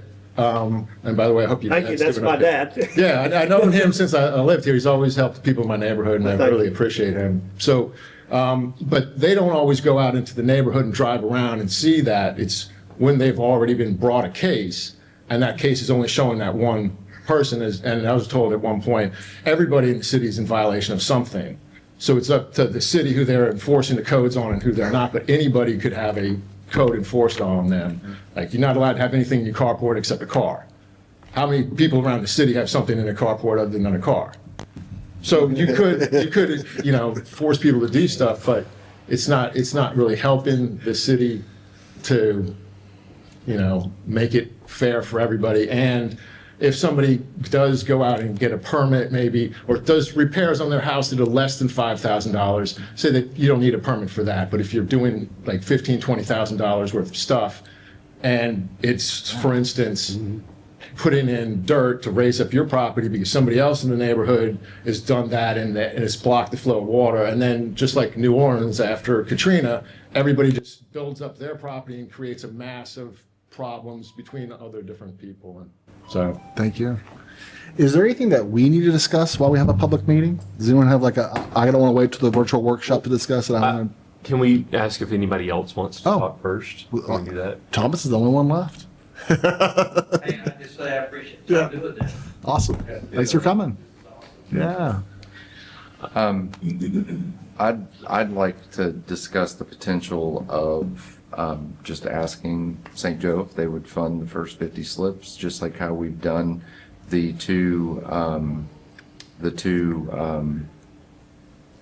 boardwalk and the floating dock. Why? Just to see if they'll fund it, and Come on, just build if it, there's- build it. I mean, I asked, like, would you consider it, just like how we've done in the past? Like, that's how we built the promenade that we own. Okay. That's how we built the floating dock that we own. We pay them back. And then we pay them back.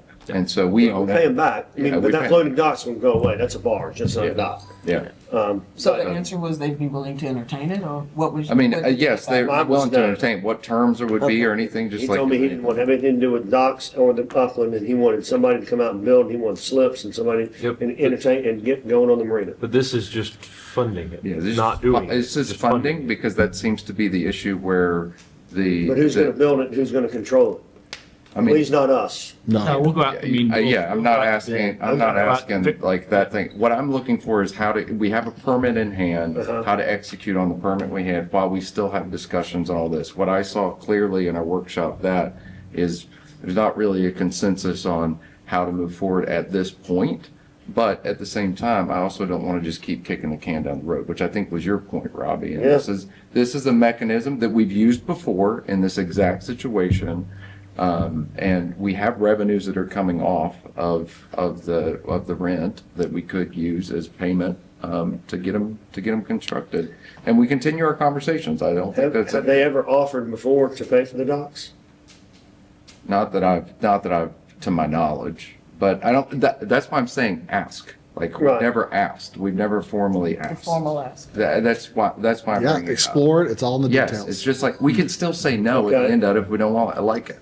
What So- would be their interest in doing that? Because right now we're still out of lease. 2.5 years in We, lease. we are responsible inside the lease with the hotel and the restaurant to supply 6 docks. We have not done that. And so technically we're in contractual breach with even what we're supposed to provide for them. I'm just saying we've had this permit in hand now for like 7-8 months. Almost a year. And it's just, I think this is a way, we can still continue to cut discussions on management, how we build the rest. But I think that, you know, in my conversations with staff, it's like, hey, look, like, I think this is something we should at least explore. And I think it would be helpful. And look, at the end, we could say no, but I think that this is a reasonable step, so. And we're not committing. This isn't a vote. We're not committing to anything. And so it's all in the details. I'll So- explore it. I say ask. So all we're asking is for the funding, but we're not putting behind, I mean, it's, yes, I'll fund it. Okay, when are we gonna get started? Now we gotta go figure Well, out. that's to the next point, Okay. is they could go and bid and construct, just like how we did with the promenade and the floating dock. That was all handled through their 3-bid process, and it was executed and constructed at less than our estimate was, because government has a tendency to make things complex, which is why it's taken so long to even get to this, and we've had a permit for so long. You know, you get to upcharge 20% when it's going to the government, man. So, yes, so, Sure. and this is a way to avoid that. It's another path to expedite having slips at the marina. 50 of them. Currently doesn't have any slips. And we've had this permit that I think at some point in time, permit may expire. So like, it's Yeah. kind of like, it's like, it was obvious on Monday, we're all not on like 100% the same page. So like, could we just move forward in this while we're figuring out how to navigate? I kind of took away that we were on the same page about the slips, not the upland, Yes, Yes, but that's what I'm talking about. okay? But on the slips with the proposed partnership, not, I didn't take away that we were on the same page with funding from somewhere else. Well, even with CMP, they were questioning whether we should pull a bond to help Yeah. drive down the cost for them. Right. And so to me, this is just It's another story. A, B, it's Okay. they pay for it, we bond, they build it, or potentially St. Joe, or if someone else has another mechanism to fund it, I don't care about a plan D. I want to hear all the options. Since we're talking about bonds, if we're considering bonds, can we do both bulkheads, both marinas, both wet slips, do all of it under a bond? And it's all protected by, and the city they have some money coming in, and all the money coming off the slips goes, I mean. and- Now, I'll just say this, like my last conversation with Jan, now it's been a while since we talked this. Uh-huh. It was 25 million was kind of our max For that what? they looked at from a bonding mechanism specifically on marina improvements. So, Nevin? Is there a cap to 25 million? yeah, that was just Okay. what Jan threw out. She's like, hey, I talked to the banks with this is what I got, somewhere around 25 million. Because that's what That's we're. just our estimated funding capacity of the city. Capacity. This doesn't go On against this the capacity though, specific. Right, Nevin? Well, keep in mind, our bonding capacity is taken up with infrastructure projects right now. So we're only what you can go bond right now is what's limited to the restricted marina revenue fund. And that is what Jan at least communicated to me. That could be different right now. I mean, it's been probably 8-9 months since we talked about it. But as far as what the number that was given to me was, hey, look, because there was an estimate on St. Andrews Marina rebuild taking 25 million. A bank was like, yeah, we might could get to that. And so I'll just say that. Why I brought it up was just to, hey, look, like, why don't we just go ask? Because we've done this twice before and this has worked to get things accomplished on the marina. And, you know, I mean, they could say no if they want to say no, or they could say yes, here's the terms, and then we make a decision whether or not it makes sense. But sitting 8 months on a permit just doesn't make sense to me at this point. I want to see side-by-side options. I don't care if James says, I'll cut you a check for 12 million for 1% Thank you, interest. James. Yeah, That's my point. I don't care the mechanism. It's all the deal points. I We don't got care. $100 from James. Okay, we got $100. Got 3 boards.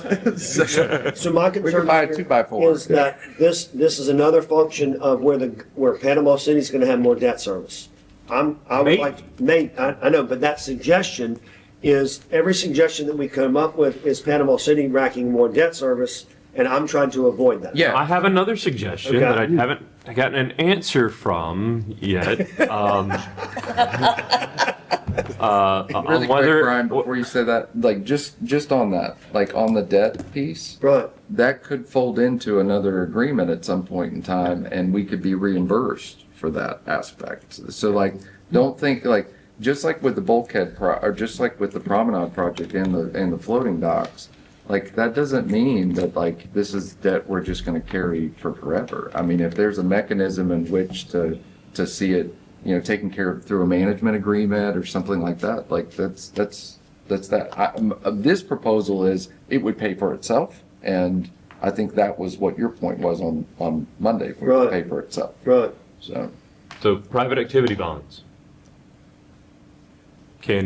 Is this, are marinas a good use for private activity bonds? Are they eligible? Oh, here you go. Yeah. Oh, there you go. Yeah. So for Please state your everybody's name. awareness, private activity bonds have to meet certain standards of public use in order to even be eligible to be used. If they're enacted, they are not money borrowed by the city. The city does not owe that money, but it has to go through a state process. So with that, First, I'll talk about private activity bonds, also. Name and title, please. I just used that joke. Evan Zimmerman. But I also wanted to address the request to find out from St. Joe as far as their willingness to provide funding. Obviously, their number one goal is your number one goal. Rebuild it. Get the marina going. So I know that they will want to work with you in some way to make that happen, like they did with the promenade and like they did with the floating docks.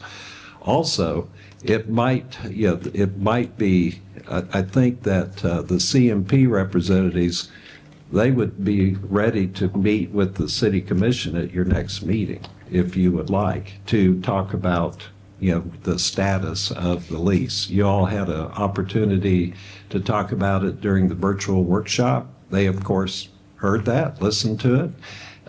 They may be working on some, just some deal points as far as what they feel is important to them, not only for the wet slips, but do you also need to deal with the uplands at the same time from their perspective? And that's the missing ingredient, obviously, is hearing back from CMP after you had an opportunity to talk about it.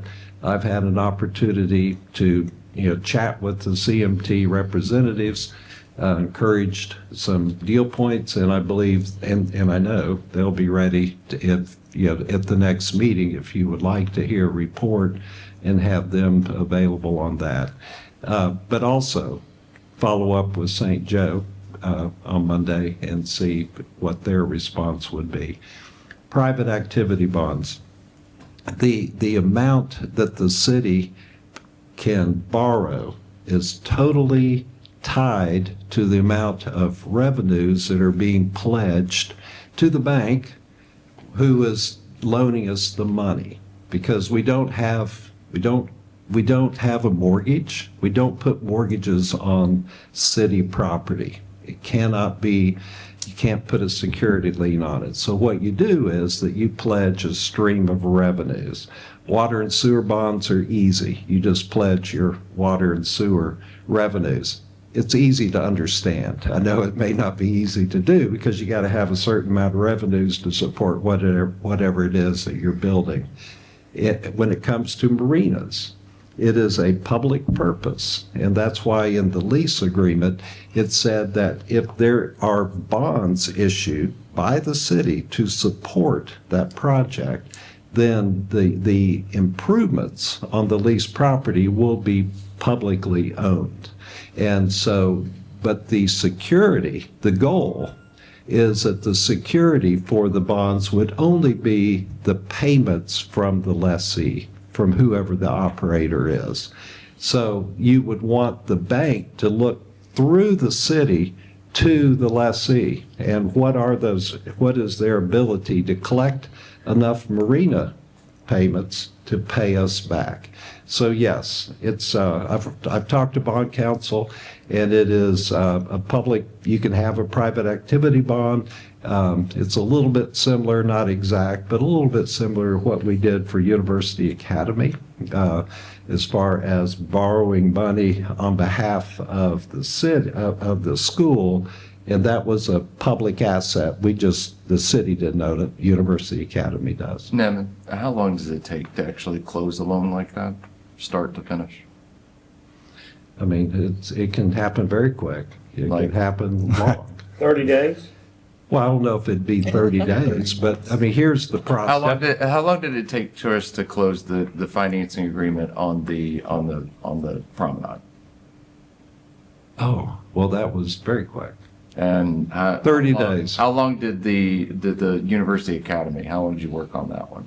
Oh, well, we're talking about, you're right, we're talking about two different things. Yeah. There, we never closed on, we didn't even have a loan on the promenade. It was a simple letter agreement that said they'll go build it, and then they'll bill us, and they billed us at whatever, I forget the payment structure. So that took, less than 30 days. Are we paying for that still? No, I believe the promenade's been paid for, as well as the floating dock. Yeah, I'm not comparing, I'm not trying to compare private activity bonds. What I'm trying to say is this is fast and agile. There were comments about keeping something as back of the napkin. This is something we've done twice before. This would be the third time we've done it. We own all of those assets that have been produced. This is a way that we have had a partner that has helped us in this piece. And so I felt like I recognized that there was nobody else on the dais that had dealt with that before, because everybody was new. We hadn't done that since that point. So I started thinking like, well, why aren't we considering this? Because we've got a permit in hand. We could build 50 slips. We own slips. And we could, and it's going to take a year. That'll take a year to build those slips. I mean, you guys look at what's going on in St. Andrews. So, like, the first 50, that's out of the CMP's pocket anyway under the lease. That's not finance. So if either we get a way, lease without uplands, and that's what's created this whole thing, is having to encumber uplands to build slips is what got us side railed on Monday. Well, and the financing of the 50 slips, again, it takes a big problem and breaks it down to the smallest problem we can get. How are we going to pay for the slips? And then it's management, next 50. but you just said something. If we get St. Joe to do it and they get built, we own them. Keep Panama City out of the marina business we're not from the gonna manage beginning. And if you go get I'm CMP now, and it's my money. I go in there. I'm the manager of that through the lease. Panama City's not. Panama City owns them.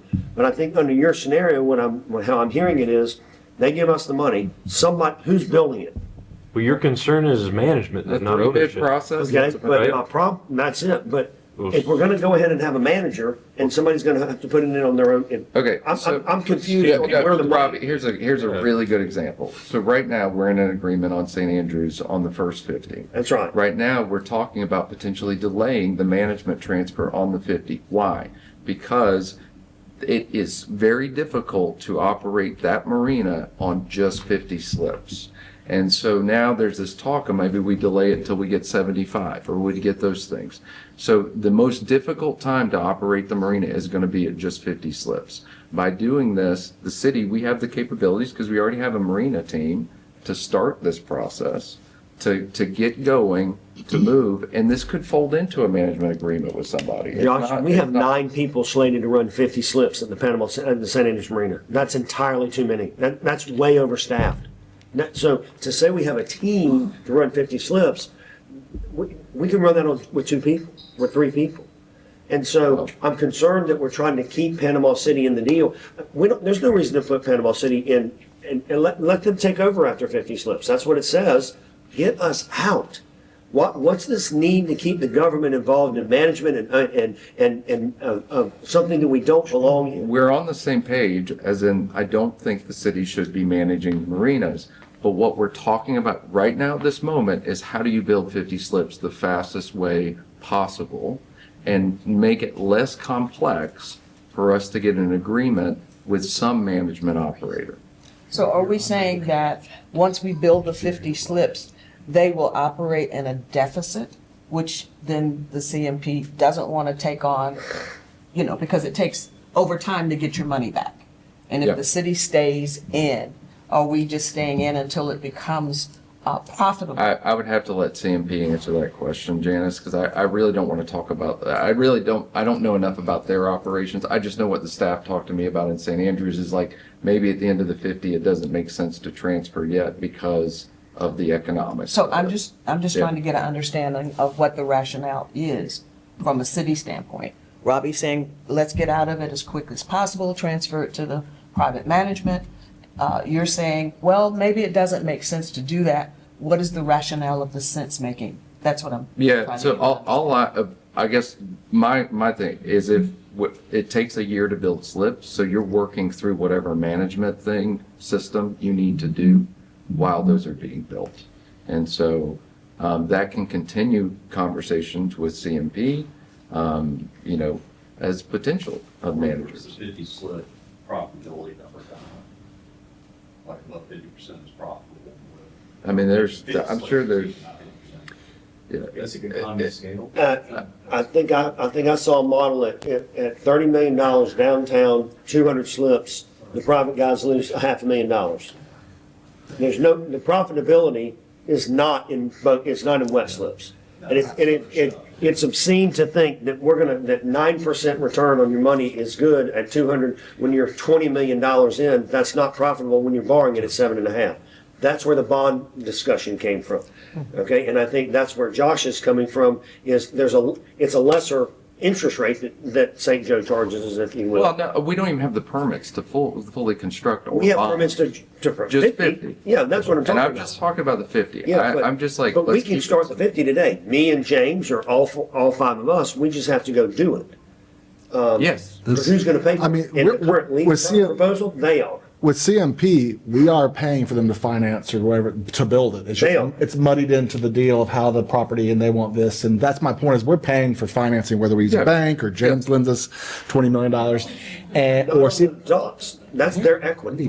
That's their money out of their pocket. That's I know, but in the deal, they're not giving us free money. Well, no, it comes back. Exactly. Yeah. So in the deal, they're baking in their fees to us to finance building the business. I did not. And my problem is it's so muddy and so big. I don't know how much. Rolled it right in there. Commissioner, if I could be so bold to interject.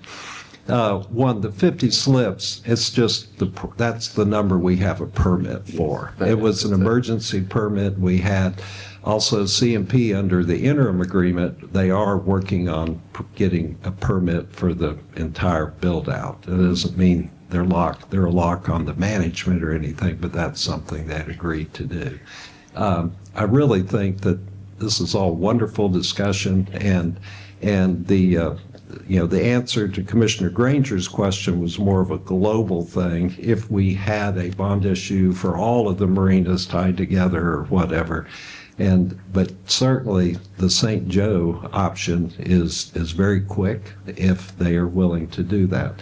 But I really think it'd be great to have this discussion at a commission meeting with an answer from St. Joe, CMP an opportunity to be there, and so we can get all sides of the issues there right in front of you so we can chart a path forward. So back to what my request was, just let's ask. That's it. That's fine. So, I'll talk to you Monday morning. And that discussion would have taken Jonathan 2 months and 70 hours of going between us and our weekly meetings and phone calls to get to this point.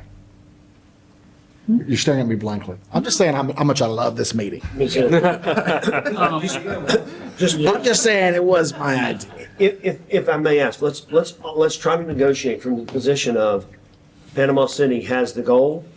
Let's use the gold and back out. Let's not keep our fingers in the gold. Okay. Are you saying gold? Gold. You can't hear me because of my sickness. But yes, ma'am. GOLD. As long as we understand that we want the public to know we're creating it for them, but Panama City is not going to be the manager. We're the owner. Everybody in here owns it, but we're just not going to keep our fingers in trying to run it. Okay. And to me, government is not built for management of marinas, Martin theaters, anything. We are on road that and issue, fire and police safety. my mind has not changed. Nor Very good. ever We agree there.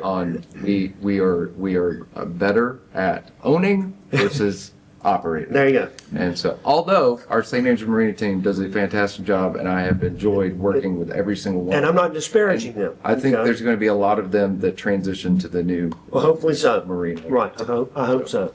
I was under the impression that the 35-year lease where they weren't contributing anything back to the city for the first 5 years was to deal with that 50 slip thing. And then moving forward, they'd only pay back for the next 30 years. Problem is, if you're the owners, you're not charging very much in rent. The St. Andrews is going to make $1.7 million, and they're going to give $34,000 for that last 30 years back to the city. You're already out $12.9 million, and for the downtown marina, you're already out $8 million since the Hurricane Michael. If you put in bulkheads after Hurricane Michael, plus the $2 million before that, I don't know if that's paid off or not, but the $8 million plus the $12.9 million, it's already $20 million. If all you're getting back is $34,000 from St. Andrews, you're never going to pay that back. That's all going to be the citizens paying in, and it's just like the parking. If I'm paying for parking for businesses and I'm not using it, I'm still paying in taxes to subsidize that. And that might be great for the businesses, might bring them in here, it might be great for the people running the marinas, but it's not paying back to the city. If you haven't signed a contract yet with St. Andrews, for the downtown marina, now's a good time to go to them and ask them if they want to subsidize that first 50 units. And in paying back, how are you going to get to that $8 million? How much rent are you going to charge them? I hope it's going to be more than the bar, where it's $4 a year in rent for something that by the time the 65-year lease with them is up, or the 60-year lease with them is up, that thing is not going to be, it's going to be stuck with the city. We're going to own the price of tearing it down. Maybe the hotel will still be generating money, but what are we getting back for giving away this money? I mean, downtown was making $1.5 million, and before the hurricane, and St. Andrews was making 1.7. Over a 5-year span, it was more or less that. So downtown should have been producing more, and it wasn't being run great, and the Civic Center wasn't full all the time, and there was things that could have been improved. And the marina was subsidizing those 3 buildings that were sitting there, and 2 of them were just sitting there empty and not being used for anything. The old library and the old city hall were just sitting there being maintained, and taxes were being paid and insurance was being paid. But we need money coming back in, and the marinas is one thing we had. I think the city needs more jobs to maintain stuff like MLK, where you make $12 to $17 an hour, and those engineering jobs and the architecture jobs, they're paying $125 to $175 for drawing up plans for all the parks, and then the money's donated to the Martin Theater.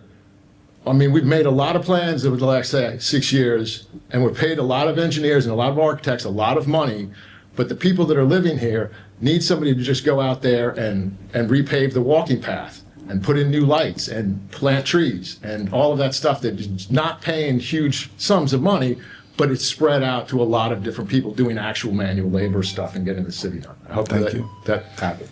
Thank you. Any other things for us to discuss? Anything else? to discuss? Good. I'd love feedback on this meeting. So if you have ideas on how we keep doing things better, shoot me an email. That includes us as well. Shoot them to Jonathan, and Jonathan and I can discuss how this meeting should change. And yeah. So I do have a thought to offer. In my world, in the nonprofit world, we have a board of directors that meets to do the business. Sometimes program operations are included there. But that they have a fiscal role, a fiduciary role, and I liken us as city commissioners to having a similar role. And so when we have our city commission meetings, we're in that decision-making role. We've had the opportunities for the dialogues, which, as you've heard here, happened in the past individually. And so this new process gives us that opportunity. You know, I can ask, as you've seen here, well, what do you think? What do you think? Without going through the third party. And so having this forum, which is a meeting type, is a way for us to really handle it. So thank you for bringing it forward. And I was willing to support it because a forum is different from a meeting with decision-making. And because there's no decision-making at this meeting, there really is putting in motion the decision-making to come. And so it's a wonderful opportunity for us to do it. No, not everybody's going to come. Some people will come. Some of you won't come back next month. Others will come. And in fact, when I did the math, under this new mayor, you know, where we might have 6 hours every 2 weeks and luckily 4 hours, we're now having 10 hours a month in terms of our time to be available to the city with the virtual workshops, the town hall meetings, and the city commission meetings, and the workshops like we just had this past week. So there is greater transparency, and I appreciate that. Yeah, the virtual workshops, one of my reasons why I wanted it to be online is when you're discussing, and that last discussion was us discussing things that we haven't really thought about and we haven't discussed and we haven't floated. And so that's what the virtual meeting really is. And when you're speaking up here on this side of the oath, and having people watch you, having the virtual meeting feels a little more like a conversation among collaborators because you can't see who's watching. So you speak a little more freely. And up here, you little slower to speak. On the dais at 11th Street, you're way more, you're wearing a sports coat, you're up on a podium kind of thing. And so, yeah, long pants, Nevin's wearing pants, I'm wearing pants. Yeah. And so, yeah, the virtual meetings for me were sort of a umbrella of us all in our spaces of our homes or where we feel comfortable so we could speak more freely than how you feel when you're on 11th Street or in an actual meeting like this.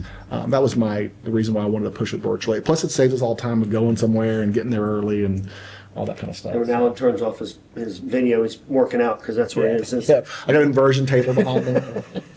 But yeah, I appreciate everyone from coming today, and it meant a lot. And thank you for coming, guys. I guess meeting adjourned. Yeah, thank you guys for taking the time. Appreciate it. Yes, I go.